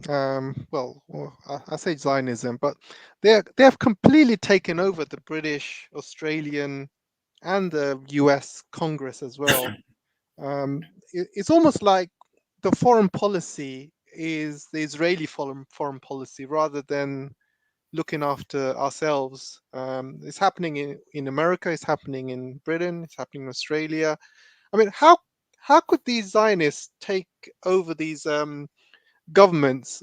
And when you look at the history, Zionists were actual terrorists back in the day. I mean, they were blowing up British ships. They were blowing up American ships. If you look at the history, and these guys were real terrorists. How did they get to this stage where they're basically controlling the Western governments and their foreign policy? They own it. That's it. They own the finance system. They basically own the method of governance. That's how it is, unfortunately. I mean, that's not I mean, I'm trying to be as polite as I can here, and I don't want to sound anti-Jewish. I'm not anti-Jewish at all. I've got very, very good Jewish friends. I just said that there's some people, and I remember I met Jacob Rothschild when I was very young. He will never remember this, but I remember it very, very well. I was a young police officer, and I actually reported him for an offense. By the time I finished the report, and I was walking away, and I got a call to come back to the police station. And I walked back to the police station, which was a 20-minute walk. And by the time I got there, there was a sergeant who only worked daytime. He was one of these senior guys in the station. And he'd been pulled in from his bed at night to talk to me and say, what the hell are you doing? Don't you know who this person is? And all I did was I reported him for an offense of turning right against a no right turn. And it turned out he was Jacob Rothschild. I mean, I didn't know who Jacob Rothschild was. I was a 19-year-old kid at the time. And he was basically, do you know who I am? Do you know how much trouble you're in? And I said, well, I didn't turn right. You did. So I'm writing the report out. We didn't give tickets in those days. We reported for process. And by the time I got back to the police station, the whole thing had been squashed. That's how powerful these people are. They just do not have the same laws that we have. That's my only experience with a Rothschild, and it was Jacob Rothschild. He's now Lord Rothschild. He sits in the House of Lords, and he makes the rules in the UK. The House of Lords make the rules. They're not elected there. They're put there. They're born to it. So there's where we have it. The governance of a country, UK, which has the Westminster system of parliament, supposedly the home of modern democracy, has no democracy, because everything that the people, the House of Commons, can put forward, the House of Lords can say, no, rubbish, we'll tear that up, we don't want it. And the House of Lords, who are unelected, rich, entitled toffs mostly, but some of them are appointed, none of them are elected into the House of Lords, and they get to make decisions on what can and can't go ahead. They probably control the monarchy too, but I mean, that's another story for another night. Yeah, it's an absolute shame, really, because Britain has absolutely isolated itself, and you would think after Brexit they would, join in with the rest of the world. Hang on a second, my mic's not working. Let me just sort this out quickly.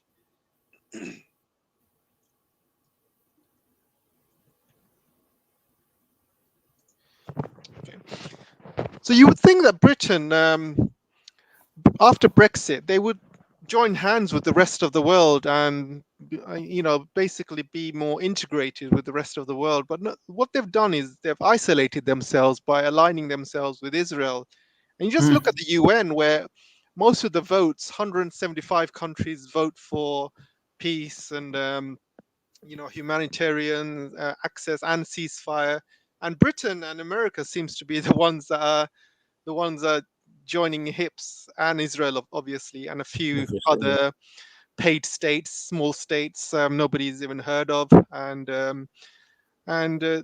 yet they just seem to be isolating themselves, and this is not good for Britain long term. I mean, even Australia is actually voting for this ceasefire. At least they got a bit of sense, but Britain is completely gone. Yeah, very interesting. You mentioned these minor states: Palau, Nauru, Melanesia, Solomon Islands. These are states. I mean, Solomon Islands is different, but the states in the South Pacific, these Pacific Island nations, are all going to be very heavily subsidized by the United States in order to compete with China.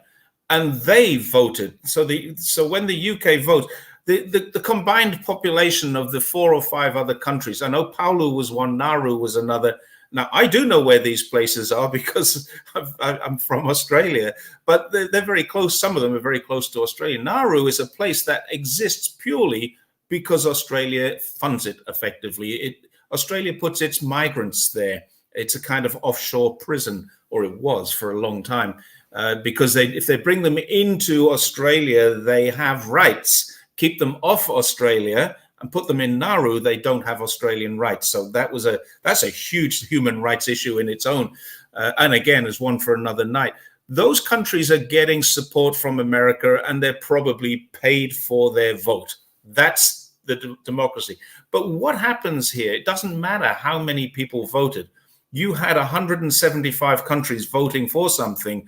That's more than 75% of the world, probably 85% of the total population of the world voting for something. And one country can veto the whole thing. The United Nations General Assembly serves no useful purpose anymore. It's been proven now. This proves it. Thousands of people, I think 270 people died yesterday, 200 the day before. 20,000 in the last 10 weeks or so, 20,000 since October the 7th have died because the United Nations Security Council vetoed a step, and the United Nations General Assembly can only vote on a non-binding resolution. That's where the world has gone wrong. If 75% of the world wants Cuba to be unsanctioned, it should be unsanctioned. 75% want a ceasefire in Gaza. Should be a ceasefire in Gaza. United Nations should be in there with their peacekeepers, but they can't because America has vetoed it and the Security Council. That's where it's gone wrong. What do you think will happen to Blinken or maybe Foreign Minister of UK or even von der Leyen going to these countries and talking about human rights? Do you think they're going to be laughed in their faces? Yeah, well, the UK has just got a new foreign minister or foreign secretary. That's David Cameron. David Before Cameron, that, it yeah, was James exactly. Cleverly. Cleverly was an interesting guy. Came from the catering corps or something in the military. Well, he was a territorial army catering corps, and so really was the wrong man for the job. He let himself down very badly, in my opinion. David Cameron, I thought, was a stroke of genius bringing him back. Except that because I thought, well, David Cameron at least has a personal relationship with Xi Jinping. They drank beer together during the golden era. But as soon as he came back, he started to say, well, hang on a second, the golden era is over and we need to treat China as a challenge. I would have thought he'd have known better. And I thought that he was coming back. They put him into the House of Lords so they could bring him back. Now, this is another guy. He's not elected to the parliament. He's not elected to do the job of foreign secretary. He's appointed by the prime minister, who himself was not elected by the people. So where the hell is your democracy in the UK? It's all gone. It's all out of the window. There is no such thing as democracy. There's no such thing as your freedoms. There's no representation of the people, for the people, or of the people, because David Cameron has been appointed to a role where he is now the foreign secretary. Von der Leyen was not elected into the position. Blinken was not elected into his position, but the people who appointed them were elected into their positions. So I guess we have to accept that. But in the case of Cameron, Rishi Sunak was not elected into his position. He was rejected in the election for that position. And then when Liz Truss failed so miserably, he was kind of, oh, well, we might as well give you a shot. 202 people voted for him, I think, 205 people. I can't remember. It was only 200 people voted to have Rishi Sunak as your prime minister. What sort of country is that? And now Rishi Sunak, who wasn't voted to be the prime minister, has appointed someone who is now the foreign secretary.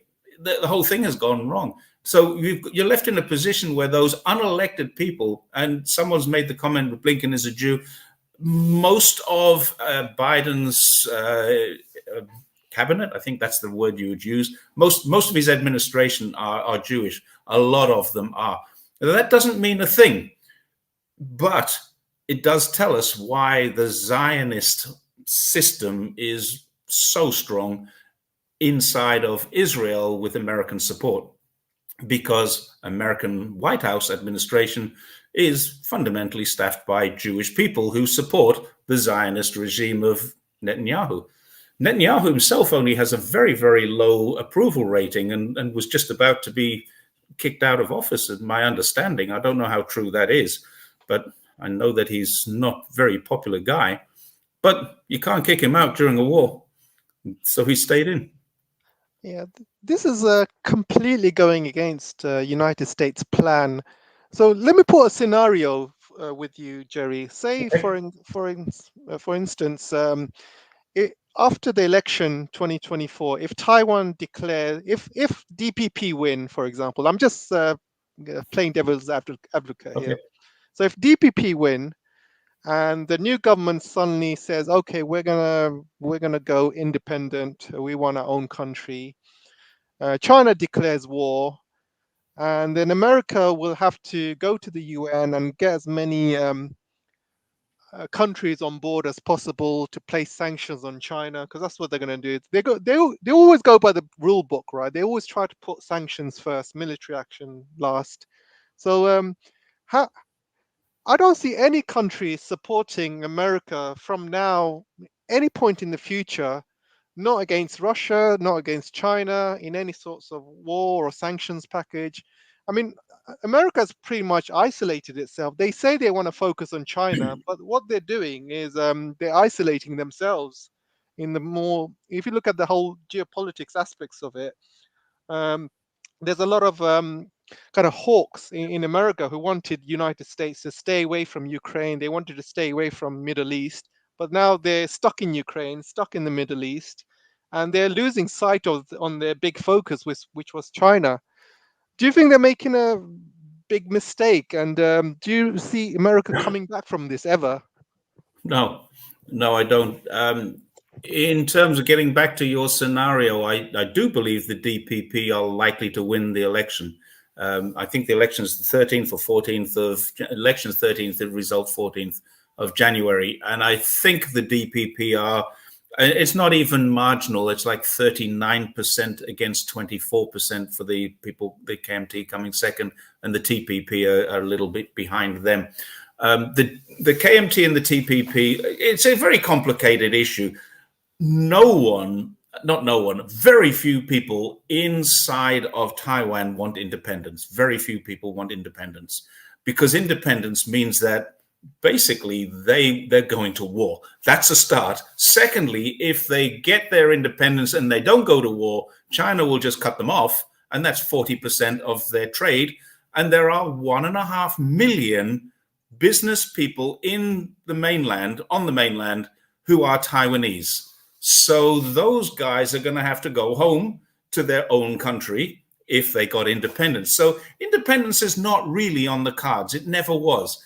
What they want is they're more leaning towards independence. They're more leaning towards an American system. They already have a system of democracy for what it's worth. They don't have much of a democracy, but they have a vote. They have a voting system where people can get in. And that's what's happening in January. If the KMT win, they are not going for reunification. Nobody's going for reunification either. What will happen is they will probably be more leaning towards a one country, two system rather than more so than the Hong Kong. So Hong Kong and Macau are both separate regions. They're special administrative regions, SARs. Taiwan could become one of those if it's reunified, but it could still maintain its own autonomy, not independence, but autonomy. And I think that's what the KMT and the TPP would both prefer, full autonomy. And they've seen what happens we never hear of any problems in Macau. And the reason is there's no US consul in Macau. They have to go to Hong Kong to see the US consul. Put a US consul into a region, you're going to have problems if that region is in conflict with America. So there's the big problem in Taiwan. It's really, if DPP win, they will see it as a mandate to further separate from China and further amalgamate with Japan, and because the DPP is very much Japanese influenced as well. Some of them are even Japanese people. There are a lot of Japanese, because Japan colonized Taiwan for many, many years. There are a lot of Japanese, ethnically Japanese people there. So there's going to be issues with that. Whatever happens, there's going to be issues with it. There's going to be accusations of interference with the election. But the bottom line is America is 10,000 miles away. China is Taiwan and China are one country. The United Nations recognizes that. China cannot be accused of interfering in its own elections. That's impossible. Albeit that there's some degree of autonomy and political differences, Taiwan is China. So there's no political interference. No matter what China does, it's not political interference. That's the difference. But America coming in there, and already there's evidence that Americans are paying, or not Americans, sorry, people are paying 6,000 Taiwanese dollars for this, about 1,000 US, or maybe less than 1,000 US, for a DPP vote. So if you vote there, you'll get paid 6,000. I have one person that I know who told me that his wife's Taiwanese, and he told me his wife had been asked to fly back, fully expenses paid. The only criteria on the election day, you have to vote DPP. Fully expenses paid trip back to Taiwan to see her family. That's happening already. So that's election interference, and it's certainly not China doing that. So there's the issues that's going to fester around on January the 14th, 15th, and 16th, and it'll be interesting to see how that goes. Are America finished as a global power? Yes, they already are. They have the highest murder rate in the developed world. They have the lowest education rate in the developed world. They have a declining life expectancy. They have the largest drug problem, the largest gun ownership. They have the highest crime rate, poverty rate, homelessness rate in the economically developed world in the OECD. So America is already a festering sore inside of itself, which it hasn't quite realized because they're so busy looking out and seeing what's wrong in every other country. Oh, look at how bad China is. They don't have free speech. They don't have elections. Yeah, but we don't have homelessness and we don't have poverty either. And we don't have crime and no one gets shot in the street. No one's been shot. I live in a city of 4 million and I've lived here for 20 years. As far as I'm aware, no one's ever been shot. Can anyone living in an American city say that? 4 million people live in this city. No one has ever been shot that I'm aware of. And I live in the Greater Bay Area, and I cannot remember when the last person was shot in the Greater Bay Area. And there's 100 million people living here. That's the difference between China and America. And Americans aren't fully aware yet, but it's going to happen. Now, what's going to happen at the end of the year? They're already saying in Colorado that Donald Trump can't stand for election. There's going to be other states saying the same thing. Once that starts to happen, where's your democracy? People are going to say, well, hang on, this is government overreach. We have an amendment that deals with this. Let's get our guns and go and sort this out. America is already finished. It's really just a case of let's sit back and watch while it declines. It's already declining, but let's sit back and watch while it declines before it hits rock bottom, because it is going to. And when that happens, they're going to have to bring some of their military back to fight on the streets of America. I don't want to see that happening. 300 million Americans don't deserve it, but it is on the cards. Correct. And so I know Trump might get elected next year. I mean, chances are he will. Even though they're going to be putting lots of barriers in place for him not to, but chances are he will be elected. And the last time Trump was elected, he was a very, very anti-China guy, and the Republicans are very much anti-Chinese. And so when you have the DPP party in place, and you have all the Republicans now very anti-Chinese, and they're going to start their rhetorics against China again, because when Trump was there, rhetoric against China was up to like 100 knots at the time, and it was really seismic scale. Yeah, there was a very, very high anti-Chinese feeling coming out of America. Lots of lots of Asians in the streets were getting beaten up and shot. Yeah, and so that's gonna like increase. So I don't think the Taiwanese want independence, but and I don't think the DPP are stupid enough to vote for independence. But I think America might push for a war. I mean, for example, they might change their wording when it comes to the One China policy. They might want to put a military base in Taiwan. They might send high-ranking officials to Taiwan, like they did with Pelosi. There's a lot of things America could do which could antagonize China into taking action. But there's also another point of call as well. There's the Philippines as well, causing a lot of trouble with China in the South China Sea. And I think if trouble flares up there, then that could escalate into Taiwan as well. So there's a lot of possibilities next year, a lot of things that could happen. What's your thoughts on that?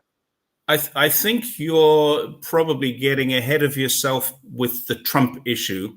The system, whether this is rigged or not rigged, I'm not in a position to say, but the system is being developed so Trump is less likely to get elected. There's so many barriers, it's going to be very difficult. But I think there's a couple of comments El Mission has put in there that is likely that he's the most popular. Now, what's going to happen, more likely what's going to happen is this. Let's go back to the Trump era. The rhetoric was high.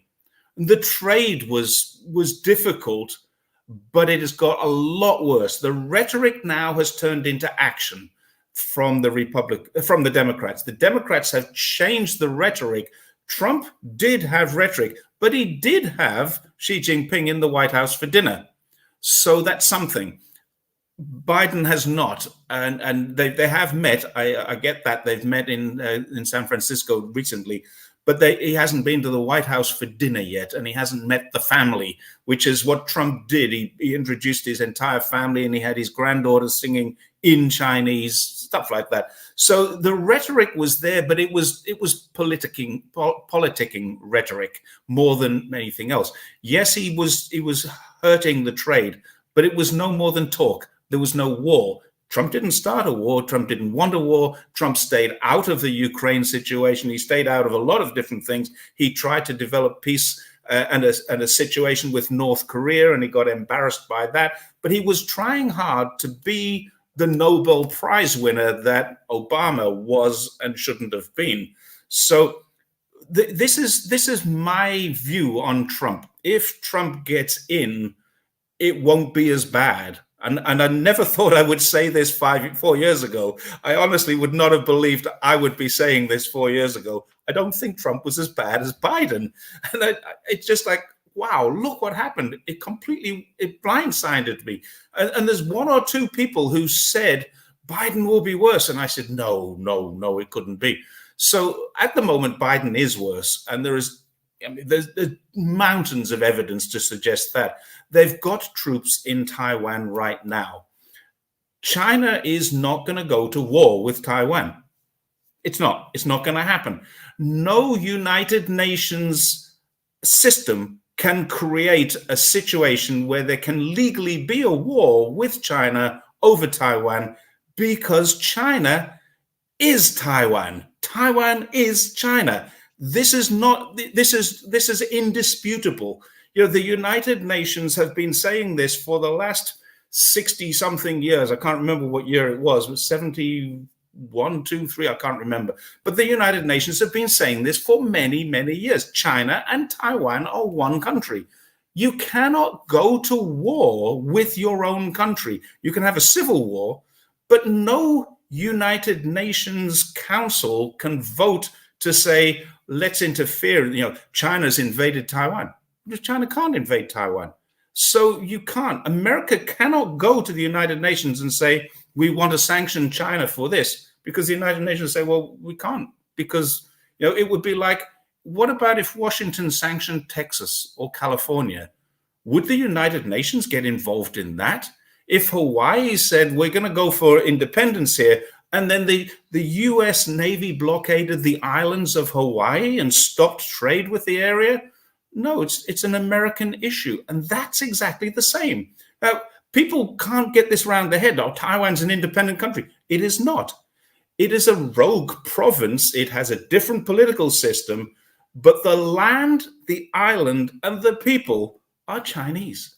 Whether we like to admit that or not. I mean, 10 years ago, I wouldn't have said that. But that's the facts. I can't avoid those facts. I learned those facts a long time ago, and they are the facts. So China will not go to war with Taiwan. China may extend its civil war and restart it, but they won't attack Taiwan. They'll blockade Taiwan, and they'll stop anyone else from coming on. They'll say, no one lands on Taiwan. No planes are going to land. We'll shoot them down. And they don't have to actually shoot them down. They just have to promise that they will. And if planes start landing there, they've got the right to shoot them down, because these are planes landing on Chinese territory, and China has said you can't. So they have that right to defend themselves. China can defend Taiwan legally. Under any international law, China can defend Taiwan and will. So that's what's going to happen. I don't think China will even put boots on the ground until such time as Taiwan has put its hand up and said, yeah, you're right. We can't fight this war. It's not going to happen. That would be my guess. So, and I think it's more likely to happen before the election than after the election, because Biden needs to have something to get his popularity back. Yeah, you're 100% right. I mean, Taiwan and China is one China, but there's a couple of I'm just thinking about a couple of things. I mean, I talk to a lot of Taiwanese people, and this the way things are right now, it's called what's that word called? It's status quo, right? So you can't stay as status quo forever. And even Xi Jinping said that he would want to get the Taiwanese issue sorted in his premiership rather than giving it He to someone else. And he he said didn't that. say that. It's a No? misinterpretation. The interpretation, he said, it's a problem that we don't want to hand on to the next generation. Yeah, Misinterpreted as I want to deal with this before I finish. He didn't say that. He's never said that. sure. But No I mean, the Chinese issue is politician or bureaucrat has ever said it, ever. sure. So the issue is the status quo, and you cannot stay a status quo forever because every new generation of Taiwanese that are born, they're going to be further and further away from China, and this cannot go on forever. So there's got to be a point where China says, okay, you got to reunify with us, whether it's a one country, two systems, or a different system. It's got You're, to happen because they cannot stay you're a status thinking. quo forever, right? I mean, No, you're thinking with a Western mindset. You're not thinking with the Chinese mindset. For you and I, that makes sense. I agree with you, but Chinese don't think like that. I studied Chinese psychology. I have a master's degree in cross-cultural change management, and I focus specifically on workplace psychology. But in doing that, you learn a lot about the nature of Chinese psychology, the nature of Chinese people. When I started to learn how Chinese people are different to me and different to the West, I started to become more understanding, definitely more understanding, but also more tolerant of Chinese people. I used to say, why the hell did they do that? Now I understand their reasoning behind what I didn't expect to happen happened. And this works in a classroom, it works in a family environment, it works with my wife, it works every way you can think of. So you understand that Chinese people think and act differently to Western people in general. I mean, not talking about specifically that person wouldn't do this. I'm talking about China as a national identity and a cultural identity. Chinese people have something called long-term orientation. What China has said is they will be happy to wait 1,000 years for reunification. They have said this. This is the official policy. There is no forceful there is a white paper on this, and the word peaceful has been written 54 times in the 13 pages of this white paper. This is the difference between what the West see and what China says. And what China says is usually what China does. They are quite prepared to wait 1,000 years for a peaceful reunification. They are not prepared to lose Taiwan. That's the only thing. The only thing they won't allow is the loss. Now, let's go back 120 years. The Opium Wars, they took Hong Kong away. Macau was different because it was leased and it was a friendly relationship with Portugal. But Shandong was taken by the Germans. Wuhan was taken by the Germans, the Italians. Dongbei, which was called Manchuria, was taken by the Russians and the Japanese. Even Shanghai had the French, Italian, international concession areas, treaty ports, concessions all over China before the Communist Party took over. And the Communist Party kicked them all out and said, we're not going to let that happen again. They're not going to let another part of China disappear from China. And if it takes 1,000 years, they will wait the 1,000 years. That's what the truth is. That's the reality. Now, whatever else is interpreted is only Western media or Western politicians' interpretation. They would like China to take it over so they have an excuse, but China's not going to do that. China is going to defend its property, and the United Nations has agreed. Now, if you can get the United Nations to change and say that Taiwan has independence, then China might have a little difficulty, but that would need to be a vote that China can veto. So you've got the same situation happening as you've got in Gaza. One country can say, no, we don't want that. And it doesn't matter if 99% of the General Assembly want it. The Security Council vetoes it, it's not going to happen. And China will always veto it.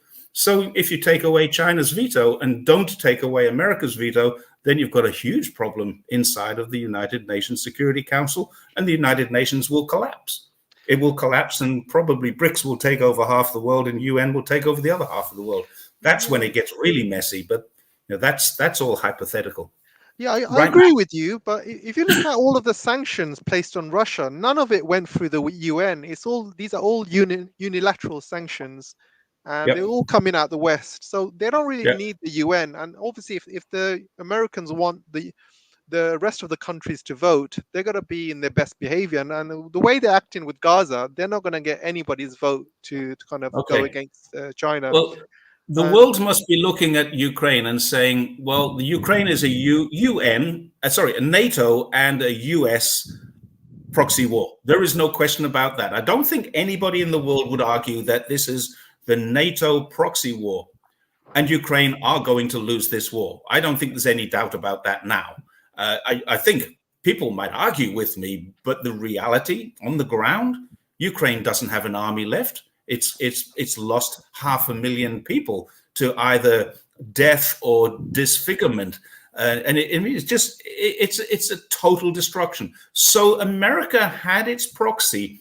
And do you remember a year and a half ago, we will stand by you whatever it takes. And a few weeks ago, it was the end of our rope is here. So America is not standing by their friends, the people that they put up to die and bleed for them.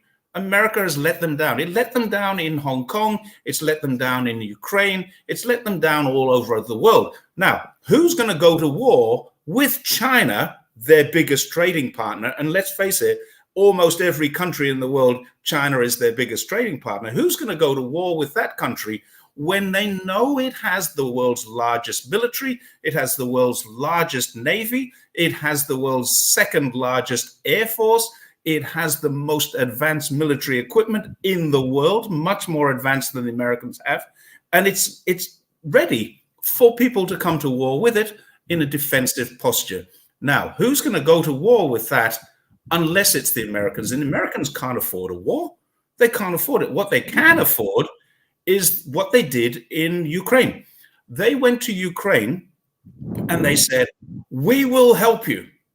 And then they paid. Who paid? Ukraine has paid. Ukraine has paid dearly for this. Monsanto owns pretty much every piece of land in Ukraine.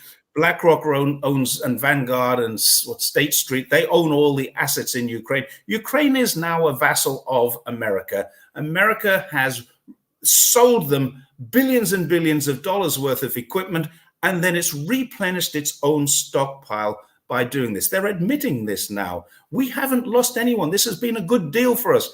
Now, what sort of country says this has been a good deal for us when their allies are dying still on the field? No one is going to support America in a proxy war with China. I don't think Australia, I don't think the UK, I don't think Japan. I think they're all a little bit afraid of America and they're all building up and posturing. But when it comes down to sending ships into Chinese waters and shooting at Chinese people, I think China is going to destroy them, and they know that, so it's not going to happen. I don't think America has or will have the support for a proxy war, and definitely America cannot afford its own war. It won't be sending the first day, if the what they call the USS Vinson gets shot down and 5,000 soldiers, sailors, and Marines end up at the bottom of the ocean. And we're not talking about a few million or billion here. We're talking about $200 billion worth of equipment on that one ship. The day that gets sunk, America will say, well, we only have one solution to this, or two. We can surrender, or we can go nuclear. And I think China's ready for that too. I don't know, but I hope so. I'm going to ask a final two questions, and I'm going to ask Angry to maybe have a few questions with you. Sure. My final two questions are, I speak to a lot of Taiwanese and I speak to a lot of Filipinos, because there's a lot of Taiwanese and Filipinos in UK, a big population actually. And I'm just thinking, you cannot put a price on stupidity, Jerry, because a lot of these Taiwanese are still living in cloud cuckoo land. They still think that Ukraine is winning. They still think that they can beat China in a war. And a lot of these Taiwanese, they're more, towards the West rather than Chinese. So they think they're more Western than they are Chinese. And the same with the Filipinos, exactly the same. A lot of these Filipinos, they think they can take on China in a war. A lot of them think they are Western compared to Asian. And I think you cannot put a price on stupidity. And the same thing that's happened to Ukraine looks like it might happen to either the Filipinos or the Taiwanese, because that's the problem we have with this world, Jerry. We have two sorts of people. We have the intelligent people, and we have a lot of stupidity on the other side as well. Yeah. And nobody could have predicted the Ukraine-Russian war a few years ago. I mean, did we wake up after COVID thinking, oh, there's going to be a war between Russia and Ukraine? No, it just happened overnight. And it's mainly down to US interference and also obviously NATO and stuff like that. So you cannot, you cannot say that, China obviously wants peace, but you cannot discount America getting involved and maybe causing a war, the Filipinos doing something stupid, or even the Taiwanese doing something stupid to kind of push a war.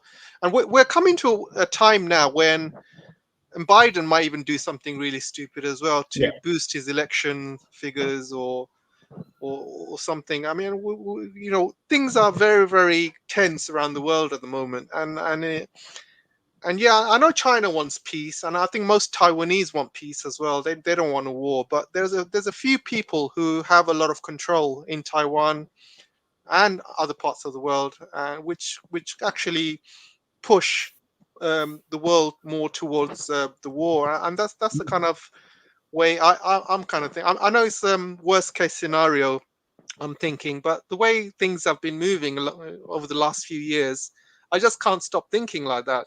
I mean, yeah, maybe 5 years ago, I would never ever think of a war with China or Taiwan. I mean, even Americans didn't think that. I mean, before Trump came along, China was America's best friend at the time, and everything was fine. There was no issues. And Trump came along, then there was COVID, and suddenly everyone's talking about Taiwan and stuff. But for 100 years, nobody was talking about Taiwan. Everyone's talking about peace, and suddenly Taiwan's a hotspot.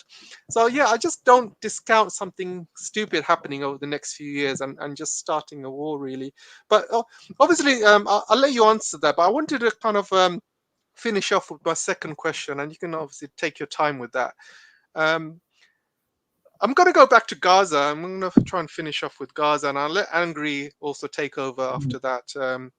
I was going to correct you on one thing before we move on. Madam Meow has just mentioned it. Anna is a genius on this stuff, but I was actually going to mention this. It wasn't Trump. It was Obama in 2015 who pivoted to Asia. It was Obama who said, let's move out of the Middle East where we're getting our asses kicked and it's costing us a lot of money. We'll pivot to Asia, and then we can get the Asians to help us in Asia. And that was what happened. 2015, I think that started. And they increased their military force in Australia too at the same time. Yeah, definitely. So I'll let you answer that question, but I want you to finish us answering this basically. So we know that Ukraine last year was. Hang on a second, Jerry. My screen is frozen. Let me just open this quickly. I can still hear you. Hang on.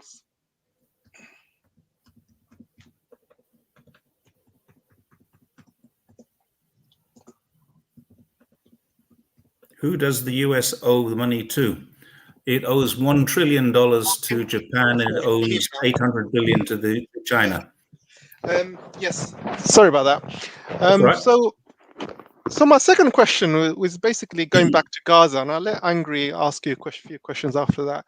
So you mentioned, which was completely correct, that last year there was a completely different voice from United States saying we will stand with Ukraine forever and blah blah blah. And now the situation's changed. We all know that America is funding Israel. They're funding. They funded 14 billion first month of the conflict with Gaza. I'm not going to call it war because it's not really a war. It's a genocide. Okay. So they funded 14 billion, and I read an article that 14 billion was supposed to pay for the conflict for a month. So it's already been 2 months, and I believe they're going to be asking for more money. And this is why I think Hamas is going to win, because they cannot keep funding Israel 14 billion every few months, because Israel is losing money every single day. I think this figures coming out. They're losing about 700, 800 million a day. And And as we get closer to the elections in the United States, they cannot keep funding Ukraine. I mean, they cannot keep funding Israel at this rate. And this is why I think Hamas is going to win. I think they're going to run out of money and they're going to pull out. So I wanted to kind of ask your thoughts on that. So obviously, I'll let you answer those two questions in your own time. Then I'll go to Angry. Okay, the first question about Taiwan. You're right, there is some idiocy in the world, but saner heads prevail at the top of the government, I hope. We've got Bang Bang Bong Bong in Marcos in the Philippines, and he's going to have to be a US puppet for a while because US controls pretty much all of the money that his parents took out of the Philippines a few years ago. So, I mean, he's going to be very poor if he doesn't do what the Americans want him to do. But I think he's also, he treats Xi Jinping like an elderly uncle. And I think there's a little bit of respect there. He's been to China and they know that they have a huge trading relationship with China. So saner heads will prevail. What we're talking about, rhetoric and politics, doesn't always follow into action. And I think the issues in that South China Sea, very, very minor stuff, a bit of water cannoning stuff. There's no military action going on down there. It's Coast Guard. The whole thing is just a beef up. It's nothing more than a beef up. And it's just causing a little bit of animosity on a local level, which can be fixed if the Americans just got their noses out.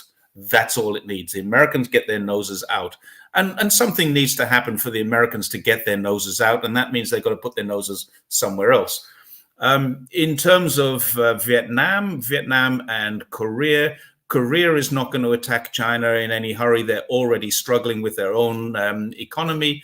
Their GDP is down. They're in recession. Japan is struggling with its economy. It's still buying more US bonds, which is very strange when your economy is struggling and you don't have a trade surplus. They're buying US bonds, but at the same time, they've got a different debt structure. So borrowing their money is all inside their own country. They can just print more. I think Japan is a really complicated economic situation. Vietnam is not going to go up against China, and India. Not Vietnam, no. It's mainly yeah. So even Australia, even I think might be pulled in. Well, Australia only has 45 ships or 43 ships in its navy. It doesn't have an air force that can. It doesn't have an aircraft carrier. It doesn't have an air force that can reach here.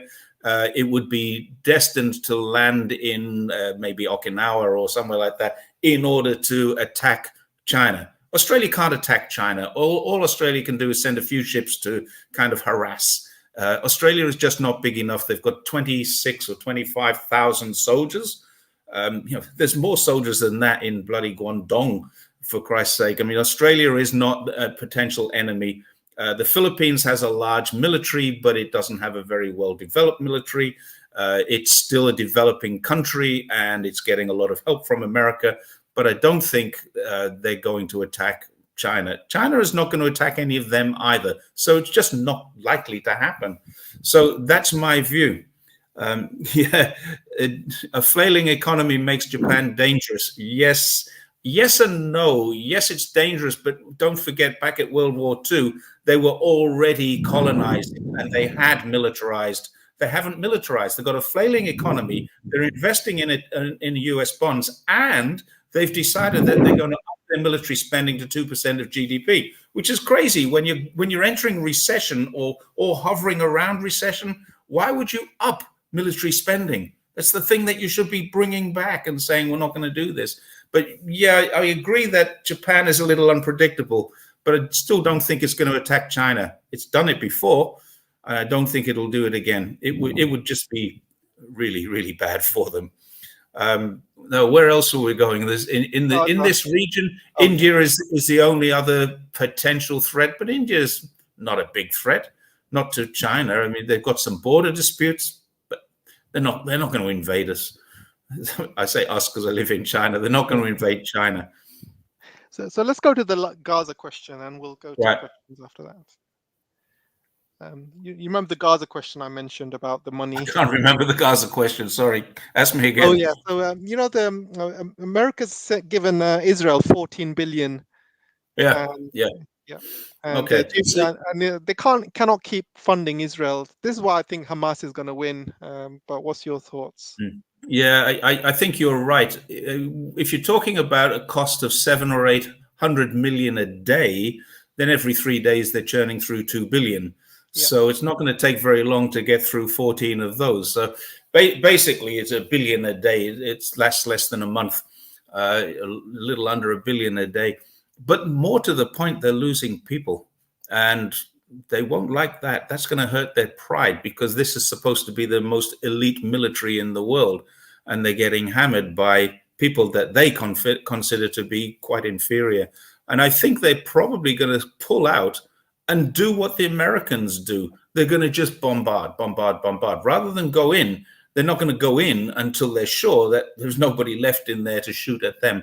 And I think you're right. They're losing so much equipment and so many people that it has to stop somewhere. But pride keeps them going. They are the IDF. They're supposed to be the elites. They're the ones who stormed the Golden Heights in the 7-day war. They've got this reputation to maintain, and that kind of thing, that kind of hubris, will keep them going. Unfortunately, it needs outside intervention before Israel stops hammering Gaza. Another country needs to intervene. I don't know who that should be. The United Nations is the obvious one. Angry, do you have any questions for Jerry, or is there anything you wanted to say? Yeah, I guess coming back to China, I mean, I'm not really that knowledgeable with the Far East, but from what I do know, I believe the Chinese, they're really not a warrior nation. They're merchants. So although they're this absolute colossus and can defend their own territory, I don't see them getting involved with any kind of conflict with boots on the ground with any place outside of their immediate vicinity. But yeah, my question is would that be a correct assessment? Are the Chinese really merchants as opposed to a warrior people, conquerors? No, I think they're warriors. I mean, they were fighting with their slippers in the Korean War, and they pushed back the Americans all the way back to the coast, and also in Vietnam as well. With they basically pushed them back. That was with they assisted the Koreans in doing that. I think that was the mostly in the Korean War. That was mainly the Koreans that helped push the Americans back. No. It was actually the Chinese. I mean, there was a point when the Americans went all the way to the Chinese border. They beat the Koreans all the way to the Chinese border, and then the Chinese, the volunteer army, pushed them all the way back to the coast in Busan. And it wasn't until the UN and the Americans then pushed them back in the middle. But do you guys want to say anything? Maybe. I see DAIWW has joined us as well. You're welcome to kind of say anything about that, or I'll let Jerry kind of say something. Jerry, do you want to speak first, and I'll let you speak. DAY. Yeah. When you go to the Twitter, it's very, very poor quality. I wasn't sure what Angry was saying there, but I did hear him say that he was questioning whether China were warriors or not warriors. China are staunch defenders. They will defend. No, if it ever comes to the point where, for example, America forced a land invasion on China, they wouldn't be just fighting the People's Liberation Army. They would be fighting 1.4 billion people. Nobody here is ever going to allow China to go through what it went through in 1937, when they had the rape of Nanjing, amongst other things. That wasn't the only atrocity that the Japanese perpetuated. There were several others. There was the Unit 731 up in Harbin, where they experimented. There was a concentration camp where they experimented on Chinese people as lab rats. There's a lot of things in their history that China is going to say, this isn't going to happen again. And the Chinese government have kept this alive. They've kept this alive quite deliberately. The nationalism, the patriotism. China will never attack another country, But bloody hell, if you want to invade China, be prepared to fight, because I can tell you, if I am here and there's American troops there, I'm going to fight for China.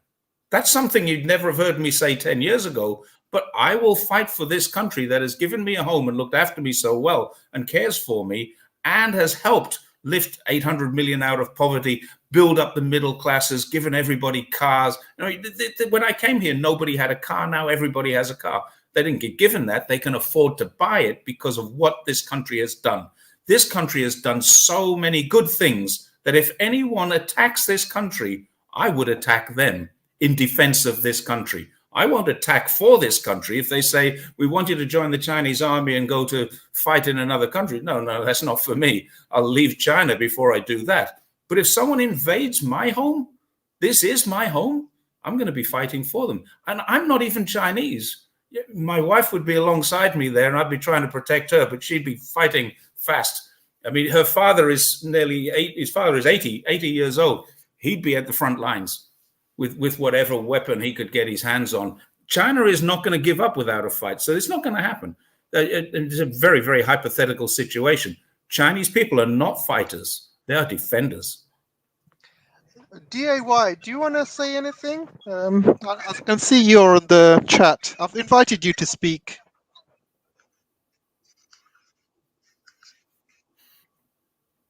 DAY, do you want to say anything? No? If not, Angry, you're welcome to ask another question if you want. Yeah, well, I guess I just wanted to comment on the situation. What will need to be done to rein the IDF, or should I say the IOF, from this genocide? So, I mean, first of all, the IOF ground forces are really, I mean, it's really a conscript army, so they're really not that good. That's why they are suffering these losses, and the losses they're suffering are a lot higher than they're admitting to because of their pride, as was quite rightly mentioned earlier. This is about pride for them. Their pride was so dented by October the 7th. They were so humiliated that this is basically an act of revenge. It's nothing more, because on one hand, they're trying to, they think that by terrorizing the population to such an extent that they'll never allow Hamas to carry out such an attack. It is preposterous, because all they're doing is demonstrating that they want to wipe them out. So terror bombing never works. It didn't work in World War II. It didn't work in any other conflict. All it does is it strengthens the resolve of the local population, because they realize that if they don't fight, they're going to die anyway. They're going to get murdered, so they might as well go down fighting. So it has the reverse effect. It's not going to pacify them, that's for sure. It'll make them hate the occupation even more. I mean, they already have good enough reason to hate them. They've been stolen from, murdered, persecuted, everything you can think of for 75 plus years. So this terror campaign is not going to have the desired effect. I mean, Hamas has no above ground targets. Nothing. Everything they have is below ground. They don't have any command centers in these buildings, because they know it'll just go and get wiped out immediately. Even if they did, they wouldn't last long. And they certainly don't have, command centers under hospitals, not directly below. I mean, yeah, it's below the whole of Gaza. They've got like 500 kilometers of tunnels. So, but they're far too deep to be destroyed by an aerial campaign. So the only way the IOF are going to defeat Hamas is if they go into the tunnels. And they don't want to do that because they're scared, because it's too risky, because these are death traps. I mean, they're all. I think they have ventured into a few tunnel entrances and been blown to pieces by booby traps, as expected. So it's really a no-win situation for the IOF, because first of all, they're running out of, like we said earlier, the United States cannot indefinitely supply them, because they're burning through equipment at a rate that's unsustainable. So it can't continue for much longer. They probably have a few weeks left at best. Not to mention their losses are unsustainable. The Israeli population won't tolerate. I mean, if they knew the truth about how many were actually had actually been killed, I think. Although it's hard to verify this, but going by unconfirmed reports, we're probably looking at anything up in terms of KIA, probably at least 3,000. My guess, if I had to guess, I'd say about 3,000 KIA. They're only admitting maximum 200, which is absurd, between Gaza and of course the north with their confrontation with Hezbollah. But it's much higher than that. So what they'll do is I think they've already pulled out of North Gaza from what I've heard. So all they're going to do is they're going to revert back to how the only thing that they know how to do in terms of how they wage warfare, and that's blockade and airstrikes. I mean, that's the method of warfare, not just by the Israelis, but by the Atlantis' power bloc. I mean, that's what they are. They're a sea power. They're not a land power. So they're trying to. That's why they have to use proxies to take on land powers like Russia. That's why they militarized the Ukraine, built it up into this enormous fighting machine, which it was. I mean, it was arguably the best fighting force in all of NATO, even though it wasn't technically part of NATO, but it was. It's a NATO army, trained by NATO, supplied by NATO, and fighting for NATO's interests. And it's and the KIAs there is actually a lot higher. It's actually over 1 million, according to Andrei Martyanov. That's the number of actual military deaths in Ukraine. It's just unbelievable. And then times 2 wounded. So Ukraine is done. Ukraine, they lost the war already. It's just the case of, are they going to continue fighting? I mean, Germany lost the war and at least a year before the surrender, but they kept on fighting. And in fact, the U.S. Army lost more soldiers in the last month of World War II. April 1945 was the deadliest month in Europe for the American Army. Not Normandy the year before, not the Battle of the Ardennes in December 44. No, it was April 45. So there's a lot of, unfortunately, Ukraine could call it off any time. Russia sat there defending, letting the Ukraine attack, and lose scores of infantry. And they're holding their hand out on the head of this crazed Ukrainian that's kicking and swinging but not getting anywhere. And Russia's like, look, we can do this all day long. We don't need, we don't have any deadline. So anyway, I digressed that we were talking about Gaza, but I think the big thing that's really going to probably strangle Israel into stopping this massacre is Yemen. I mean, they've completely strangled. They're choking off all shipping to Eilat, the port city in southern occupied Palestine, and it's having a huge effect on the economy. But not just that, but also their ability to receive. Okay, they can still take supplies from the Med, but it's killing off their actual economy. And not to mention the U.S. Navy can't even do anything about it. I mean, the coalition fell apart before it even got off the ground. And also, this is something I didn't know, but I heard Larry Johnson say this. The U.S. Navy has these I'm not sure what they're called, but these supply ships that run alongside the big warships to restock their ammo, their missiles, their anti-drone defense missiles. They got rid of these ships back in the early 90s. So now, if these warships are targeted by a few hundred or more drones from Yemen, they fire off their all their defensive missiles, and it's not a case of, okay, can we get a refill, please? There's nothing left.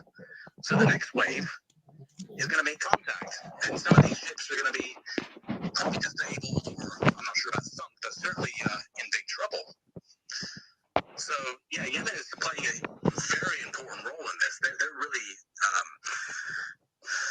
they're leading by example. They're doing what the rest of the Arab world should be doing. But the other thing is they have nothing to lose. They've been at war with the Atlantis proxies of Saudi Arabia and the UAE for the last 9 years. So for them, it makes no difference. They're already at war. They know who the enemy is. They're not afraid to stand up to them, and they know that the U.S. and their spider web of alliances is a paper tiger, and we've seen it because they're not even. The U.S. Navy has hasn't got the capability to. It's not what it once was. So they're making all these threats to bomb Sana'a and bring Yemen to heel, but they can't do it because Yemen I suspect they probably have hypersonic missiles, and if they do, then it really is game over. All it takes is one of those, and you got a battleship at the bottom of the ocean, or worse, an aircraft carrier. So yeah, that's it. Yeah. Also, I wanted to add to that, and a lot of these American ships, they're made in the 1950s. These aircraft carriers and battleships, they're all 1950s, 60s technology. And back then, there was no drone warfare or hypersonic missiles. So they are not built for drone swarms. So if Yemen started sending 200, 300 swarms, for example, they won't be able to handle it. And this is why I think the Americans they can't really do much. And the only other solution is to attack Yemen, and they can't attack Yemen because Yemen will fight back and start sinking more ships. And if they really want to stop Yemen from attacking, they're going to have to invade Yemen. And imagine the costs of that. That's going to cost trillions to invade Yemen. Americans are going to be dragged into another forever war in the Middle East. And they were in Afghanistan for 20 years, Iraq for 20 years. They're going to have to be in Yemen for another 10, 20 years to completely control it. The Americans are not going to stand for it. They don't have the funds, first of all. They don't have the will for that. They might as well forget focusing on China. They might as well forget focusing on Ukraine. But I wanted to get your thoughts on it, Jerry. What's your thoughts on what Angry said and stuff? It was very difficult to hear what Angry was saying. Really, really bad line coming through from your end to mine. And so you're going to have to give me a précis of it. I'm sorry. Yeah, so I think just as a summary, Angry was saying how Yemen has completely turned the US fleet completely useless. They're completely powerless to do anything. The cost of losing all this equipment is unsustainable. The cost of losing the people is unsustainable. I think they're hiding a lot of deaths as well. I think they're probably, the deaths are probably in the thousands rather than hundreds that they're reporting. And like he agrees with you that it's mainly down to pride, because obviously Netanyahu has said he's got to finish Hamas and stuff like that. So he can't really. They got to go all in. They got to double down in everything as well. So yeah, I just wanted to kind of. I think those are the main points. I can't see an end to it because pride is going to be the factor in this. They cannot afford to say, "Oh, we've finished," unless they can say we have finished Hamas. But they can't afford to say that unless they actually have done.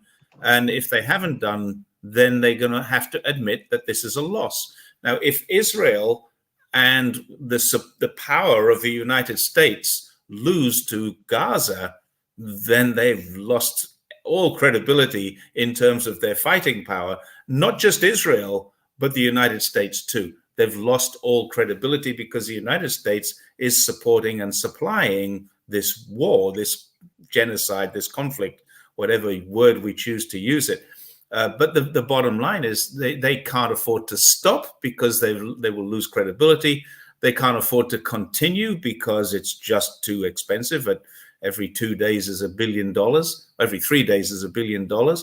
I think you're in a position now. They're in a position now where there is no solution. There's no way out whilst retaining face. Now, what could happen is they could, if they had friendly relationships with any other power. They don't have the relationship with Russia. They don't have the relationship with China. And there's no other power that can come in and mediate this for them and let everybody get out of this. The United Nations can, but the United Nations won't at the moment. So something has to break. Either their pride breaks, and when it does, then they have to admit that they don't have the military capacity to beat a bunch of inferior people with AK-47s in trenches. And the other thing was that most of those tunnels were actually built by the Israelis. I don't know if you're aware of that. The Israelis actually built most of them, so they know where they are. They're just afraid to go down them because it's too bloody dangerous. I wouldn't want to be going down to the tunnels like that. Someone said they're sending dogs down there. I don't know if that's true, but booby-trapped dogs, that may be one way of doing it. But yeah, it's a big problem. There is no solution. There's no easy solution, and there's no visible solution on the horizon. The only thing is more people are going to die there on both sides now. Angry, do you have anything more to add? Yeah, I mean, like I was saying earlier, this whole campaign is just a campaign of revenge. That's all it is. Yeah. The occupation forces know that terror bombing is not gonna scare the Palestinians into submission or into fleeing to Sinai. It's not going to have any desired effect. All it's going to do is going to have the reverse effect and strengthen their resolve to not capitulate. And like I'm sorry, I forgot his name. What Jerry. Jerry, sorry. Like Jerry said, it's about pride. They can't stop because of their pride, but also they can't continue because of the cost and the losses. So, but it will, there will be a point where it does come to an end. But at the moment, they're not thinking about that. They're so focused on revenge because they were so humiliated. Not to mention the hostages, but they're not making any attempt to free the hostages. Rather than sit down and negotiate, they're just going mad. I mean, these are like the death throes of a dying empire almost. I mean, that's what I sort of say about the United States. And the United States and Israel, they're one and the same thing. And Britain, this tripartite alliance, or also known as the Atlanticists, they know that they've lost. Their peak power has come and gone, and they're in a nosedive. They could have decelerated the process, but instead they're accelerating it. Since Biden took office, the Biden administration, I mean, the whole this war in Ukraine, they're accelerating the process with de-dollarization, and also the decline and loss of position as global hegemon. That's what this is about. The United States has enjoyed 30 years of uncontested power since the collapse of the Soviet Union, and that time's coming to an end, and it's giving way to a multipolar world order. And they don't like it. They don't want, they want this full spectrum dominance. That's the difference between the Western power bloc, is they want to control everything, and they control most of the world through proxy. I mean, it's through client regimes and proxy states of various. I mean, all of Europe is a proxy of BC. I mean, it is. But the other. I mean, we're seeing the emergence of a Eurasian power bloc now. Instead of, because they thought they could put a wedge between Russia and China and isolate Russia and sanction them into oblivion. But that sanctions don't work either. I mean, they've been sanctioning Iran for 4 decades, and that's not worked.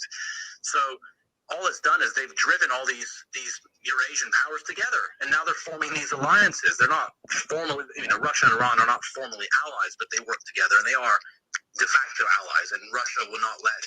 Going back to what you guys were discussing earlier, I don't think Russia or China, they will absolutely not let Iran be defeated. So if Iran were to be attacked directly by the U.S., I mean, yeah, that would be World War III, because Russia and China would absolutely get involved. So China, maybe not with boots on the ground, but they would offer full support in other means. But Russia would, because Iran is right on Russia's southern flank, and it protects them from the south. So they can't allow Iran to collapse, and Iran, just like they couldn't allow Syria to capitulate. That's why they rescued Syria. If it wasn't for Russia and Iran, Syria would have fallen just like Iraq did. And they support also Hezbollah, and of course Hezbollah supports Hamas. If Hamas is about to, I think this is why Hezbollah has not been. They haven't entered the fray completely, because they're letting Hamas, take on they're tying up. I'm not sure how much of the IOF in the north, but a significant amount, and they're exchanging blows with rockets and so on. But so Hezbollah won't let Hamas be defeated, and Iran and Syria won't let Hezbollah be defeated, and Russia won't allow Iran to be defeated. So you see, it's this alliance, it's this network. One has the back of the other. The smallest force is Hamas. The next one is Hezbollah. The next one is Iran, and I guess you could say Syria. And then above them you have Russia, and they all are informally allied with themselves because they all understand who the real enemy is. So it's my enemy's enemy is my friend scenario. So there is no way for the U.S. I mean, they just they have no reverse gear. I don't know if you've watched the Duran. I don't know if you're aware of that channel on YouTube, but yep. They always they always say this. They say these people have no reverse gear. They cannot go backwards. Once they've committed to something, they just go all in. They would rather destroy themselves than save face and admit they were wrong and swallow their pride, because they're so full of pride that I think that's what's going to be Israel's downfall, is their pride, because they won't let this go. This has been such a humiliation for them, and they're still being humiliated now by Hamas. Hamas are popping out of these tunnels, blasting their tanks, ambushing every day at least a dozen soldiers. Half of them are being killed, the other are injured, the other half are being injured, and that's on a not too bad of a day. And on a bad day, we can talk about dozens being killed and injured. So it's just unsustainable. And plus when the Israeli population get wind of how many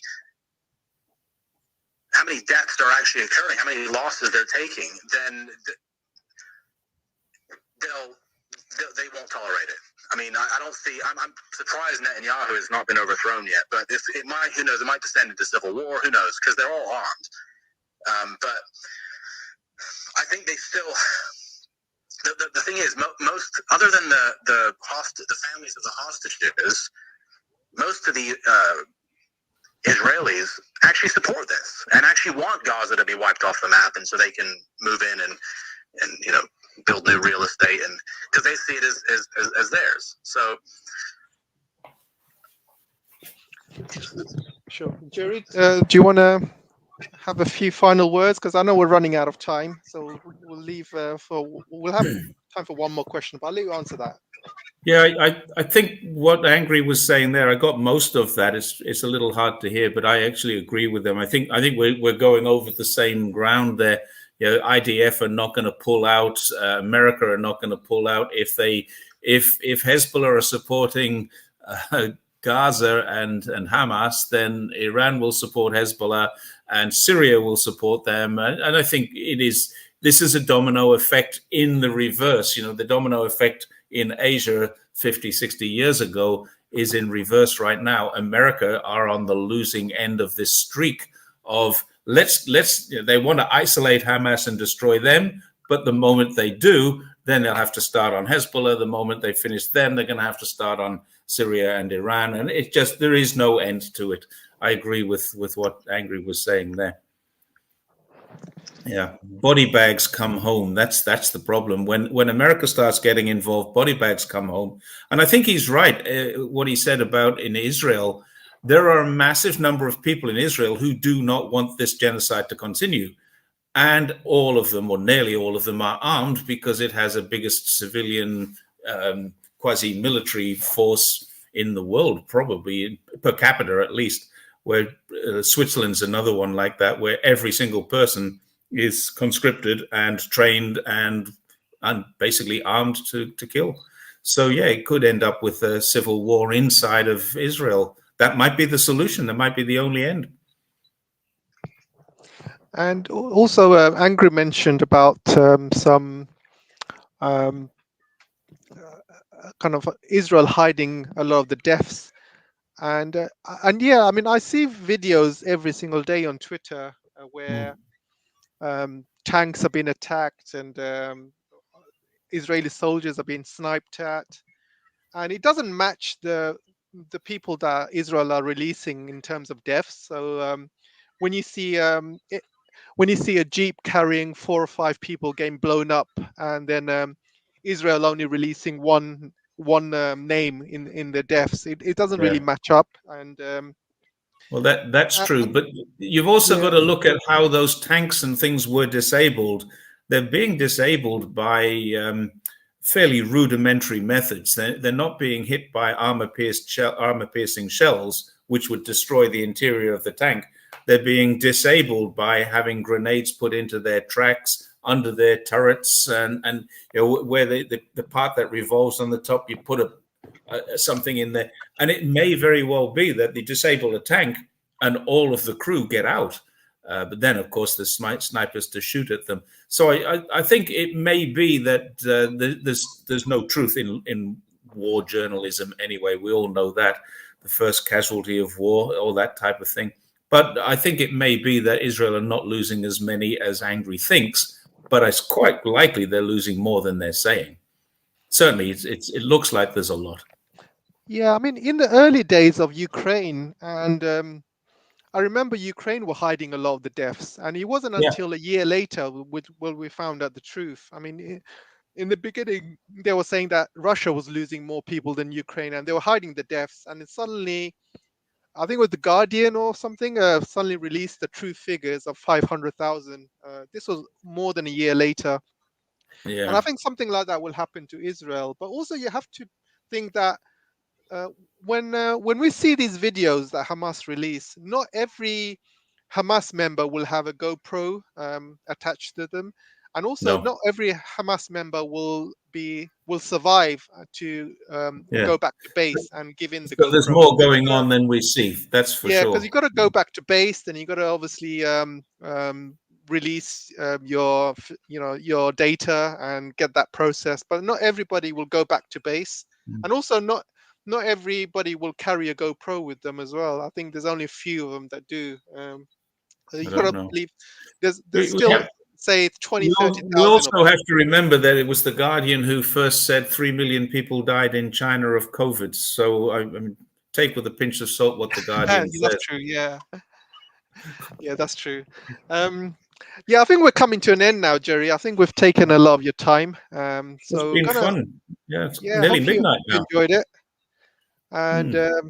thanks for coming and joining us. And No, it's my pleasure. I'm sorry I couldn't get into the conversation there. I'm coming in as an outsider because of technical problems just before the show, so I'm not part of the show. I'm just a guest on it, and I sure, apologize for that because there was a lot of good comments there that I would have liked to have addressed, but couldn't. But anyway, it was great to have a lot of people making comments, and thank you very much for your sure. a lot of insightful questions there, AJ. Thank you.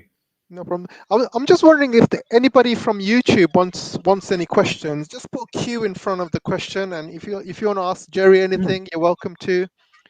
So just remember how it works. Just put Q, and if you want to ask Jerry, if not, I'm gonna let him go. Somebody did ask a question about or wanted me to finish the question about the Indian dispute. Uh, Britain created something called the McMahon Line, and there was another one, I can't remember the name of it, where they took away parts of Tibet and gave them to India. And basically, it's been a thorn in the side of China ever since. China's not going to go to war over it, but China is not giving away parts of its country, as we've said before. Parts of China were taken away when they call it the century of humiliation, the end of the Qing dynasty, and right the way through the Republican era, parts of China were taken away by foreign forces, and India was one of those. So now they have a very, very strict border crossing, border control, and they have these lines of actual control where they have no weapons because they don't want people shooting at each other. So no military equipment goes up there, but they can have some pretty nasty fights in those areas. And people have died. Last year, I think 2 years ago now, there was a skirmish there. They're going to happen. They are happening. And really, India and China need to sort this stuff out because they're the two biggest, smartest countries in the world. And if they can get along, the rest of the world will benefit from that. Yeah, thanks for that, Jerry. Is I any don't know anything about this one. I can't answer this one. oh no, that's fine. Angry, do you want to ask any last questions? I'll leave the last one before I let Jerry go. Yeah. what's going on between Thailand and China? Because I know Thailand recently had I don't know if you want to say a coup, but it was, I think, a pro-U.S. Government took control, and I believe they went back on and sort of canceled some of their cooperation with China and are trying to realign themselves with the U.S. Instead of China. What's the situation in Thailand? I think you better ask Brian Berletic that question. He's far more skilled on what's going on in Thailand than I am. I know that they are working very hard to develop. They want to take the train, the train that runs from Kunming to Chiang Mai. No, it's into Laos at the moment. Yeah. I'm just trying to think of the name of the capital of Laos, and it's just escaped me, and I do know this. Vientiane or something. Vientiane, sorry. So there's a train from Kunming in Yunnan all the way down to Vientiane. So you can literally catch a train from Guangzhou. I can catch a train from here to Kunming and then get off the train, change, and go to Laos, to Vientiane. They want to take that train all the way through Thailand. They're going to take another train in through Vietnam, and I think ultimately they will link up with Malaysia and potentially even Indonesia with their fast train links, some of the Indonesian islands, and Thailand will benefit from that when it happens. It's not going to happen if they align with America. It'll happen if they align with China. And the RCEP, the Regional Comprehensive Economic Partnership, is huge. Fruits, vegetables, things that are grown in Thailand, literally picked off a tree today. Tomorrow afternoon, we're eating them in Guangdong. It's that good. It's a very, very good relationship. I can't see America really interfering deeply with that. It's a very friendly relationship. But Brian Berletic on the New Atlas is the guy to talk to or listen to about what's going on in Thailand. That guy's a real expert on it. Yeah, he is. But I can probably answer that question as well. I've read up a little bit about Thailand, but I'm not an expert. You're right. There was some elections, and there was supposed to be some pro-US guy coming in, but I believe that didn't happen. There's been some objections, and recently there was a massive trade show. There was a massive trade show with all these South Asian countries, with China, Thailand, and all the rest of the Southeast Asian countries, and they were talking about having a canal called the KRA canal built throughout Thailand, and that's going to bypass the Malacca Strait. And I believe they're in the talking stage how to make that happen between China and Thailand. So they are going forward working on major projects together. So I think things are so far looking good between them. I think the only country that has got bad relations is Philippines. The US has got its paws all over Philippines. Yeah.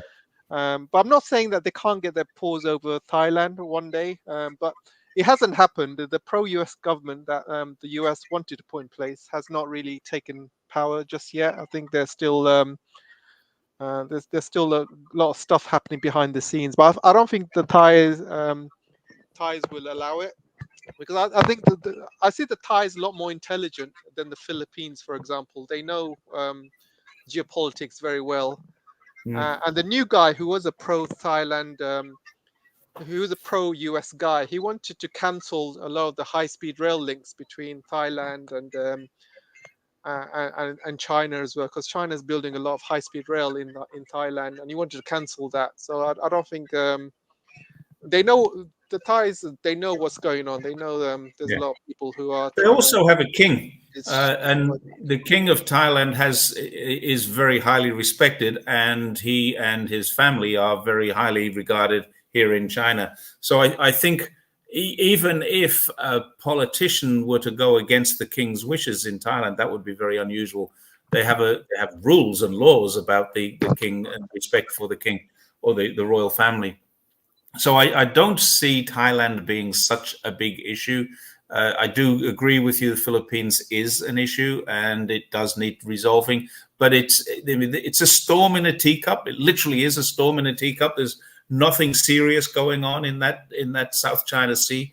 It's all just beefed up. It's not serious at all. If you think about it, water cannoning a fishing boat, these weren't fishing boats. These were supply boats, because it's actually the Philippines that are trying to militarize an island now, not China. China's trying to stop them doing it because the island doesn't belong to either of them. China wants to leave it in pristine condition. That's what it said about that particular island. It's an interesting situation when you know the other side of that story. It's exactly the opposite to what they say of China. Yeah, you say they're not. I'm just going to ask you quickly, Jerry. You say it's not militarized, but there's a lot of satellite images showing some of these islands have got military facilities there, like radars and barracks as well. They have listening posts. This is part of China's early warning system, but this is not a military installation. This is a defensive installation. This is not military. Think about it like that. Li Keqiang, I think it was in Australia, and I think it was 2017, and I'm sure this. You can Google this. He actually said in a press conference that we are not militarizing these islands. We're putting telecommunications equipment on there. It's for all shipping to use. It's for the safety of everybody. Now, of course, what it doubles up as, it's an early warning system. If there's a fleet or a flight or an armada of ships coming our way, then it does double up as that, of course. But it is there for the benefit of international navigation.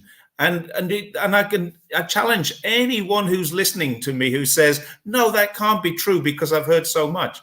Go find me a photograph of a military installation that you can say that is a military installation, rather than you can say that looks like it might be a military installation, because they don't land military planes on those two. There's only two, and they give them different names, so it sounds like there's more. But there's only two airstrips in the South China Sea. One is the Spratlys, one is the Paracels, and they are, I think that's right. Maybe the Spratlys and Paracels are the same.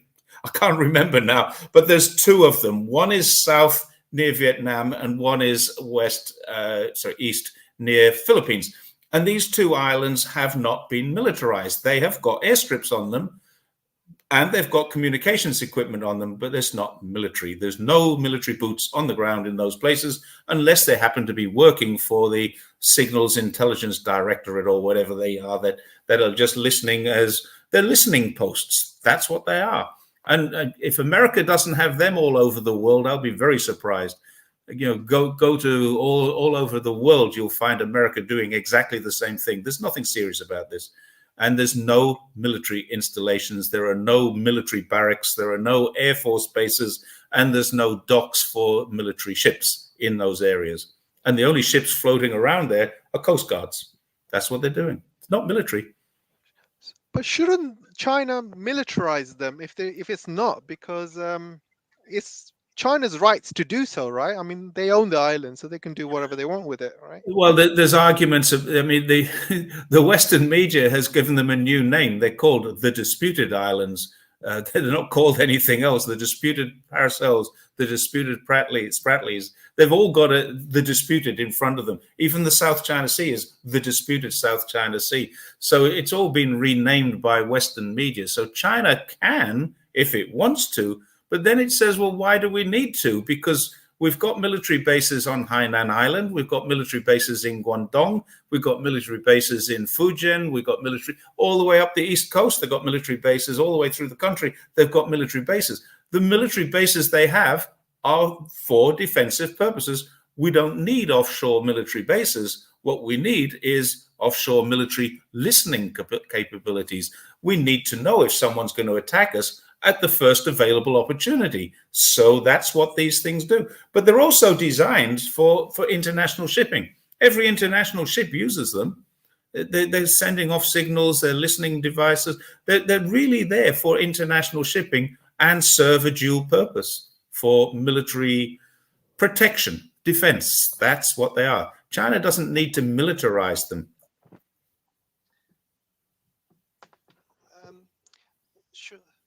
Give me a second, Jerry. I just got Yeah. something.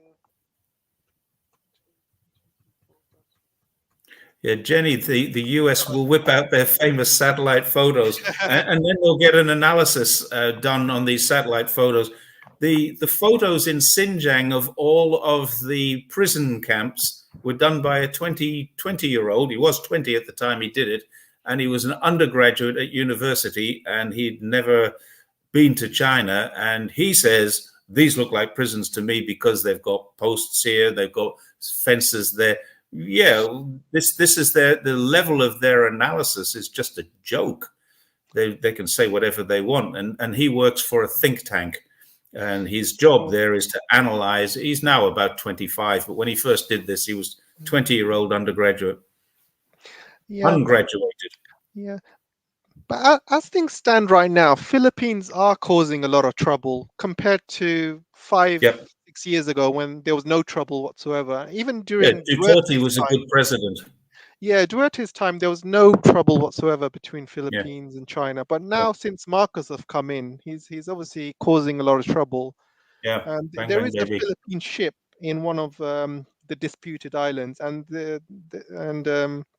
and they're sending supplies there. They're sending weapons, They concrete, have troops there, and they supply the troops. And China has allowed them to supply those troops for years. It's been there since 1991, I think it was. They beached it. It was an old World War II landing craft, US landing craft, that was beached on this island. It's not even an island, it's a shoal. And they've got troops who live there. Now, the reason is that they're making a claim on this, and it's inside of what they call the 9-dash line. So it's inside of China's claimed territory. Now, we can argue that all night, but the bottom line is China hasn't put troops on the island. China allows them to deliver supplies, to take people off and put people back on, but China is not allowing them to deliver building supplies to fortify this. That's what China is stopping them from doing. That's all it is. There's nothing more than that. China is protecting those reefs and protecting their own interests. But they are saying, if you've got people on there, we're not going to let those people starve to death.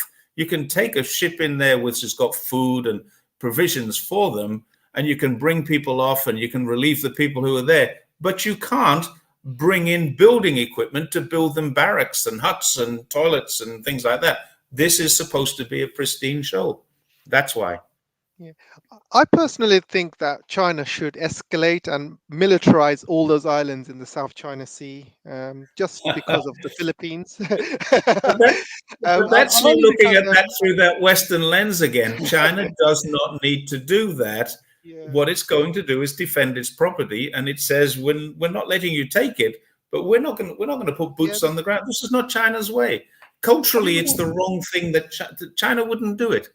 Yeah, I mean, when Duerte was there was peace there, so there was no issues. But with this new guy, I just don't know. And they know there'll be another election and there'll be peace there again later. China is a long-term thinker. The country doesn't really have an issue with this. It will just say, okay, I mean, we're not going to let you fortify this place, but we'll let you deliver food and provisions. You try fortifying it, you try unloading building materials, we're going to stop you doing that. That's what they're doing. Sure. Okay, excellent. Thanks for your time, Jerry. Really appreciate it. Oh, it's my pleasure. And sorry, it took. We spoke for 2 hours now, I think. Almost. 3 hours. Really? Oh, bloody yes. No, gone quite quickly. I've enjoyed it. It's been a good chat. Yeah. It's a pity I couldn't get a little bit more technical savvy and get on and join in the questions there. But thank you, everybody, for. We can do it next time. It's no problem. Yeah, we will. All right. Yeah. Well, thanks everyone. So thanks, everyone, for joining in. I really appreciate it, and thanks to all the moderators. Appreciate you guys joining in, and thanks, Jerry. And hopefully see you soon. Don't leave. Don't be a stranger. So maybe we'll chat again in a few weeks. If we'll do. All right. Thank you very much, AJ. My AJ. regards to your family, and appreciate the time. Thanks a lot. See you next time. Bye-bye. See you.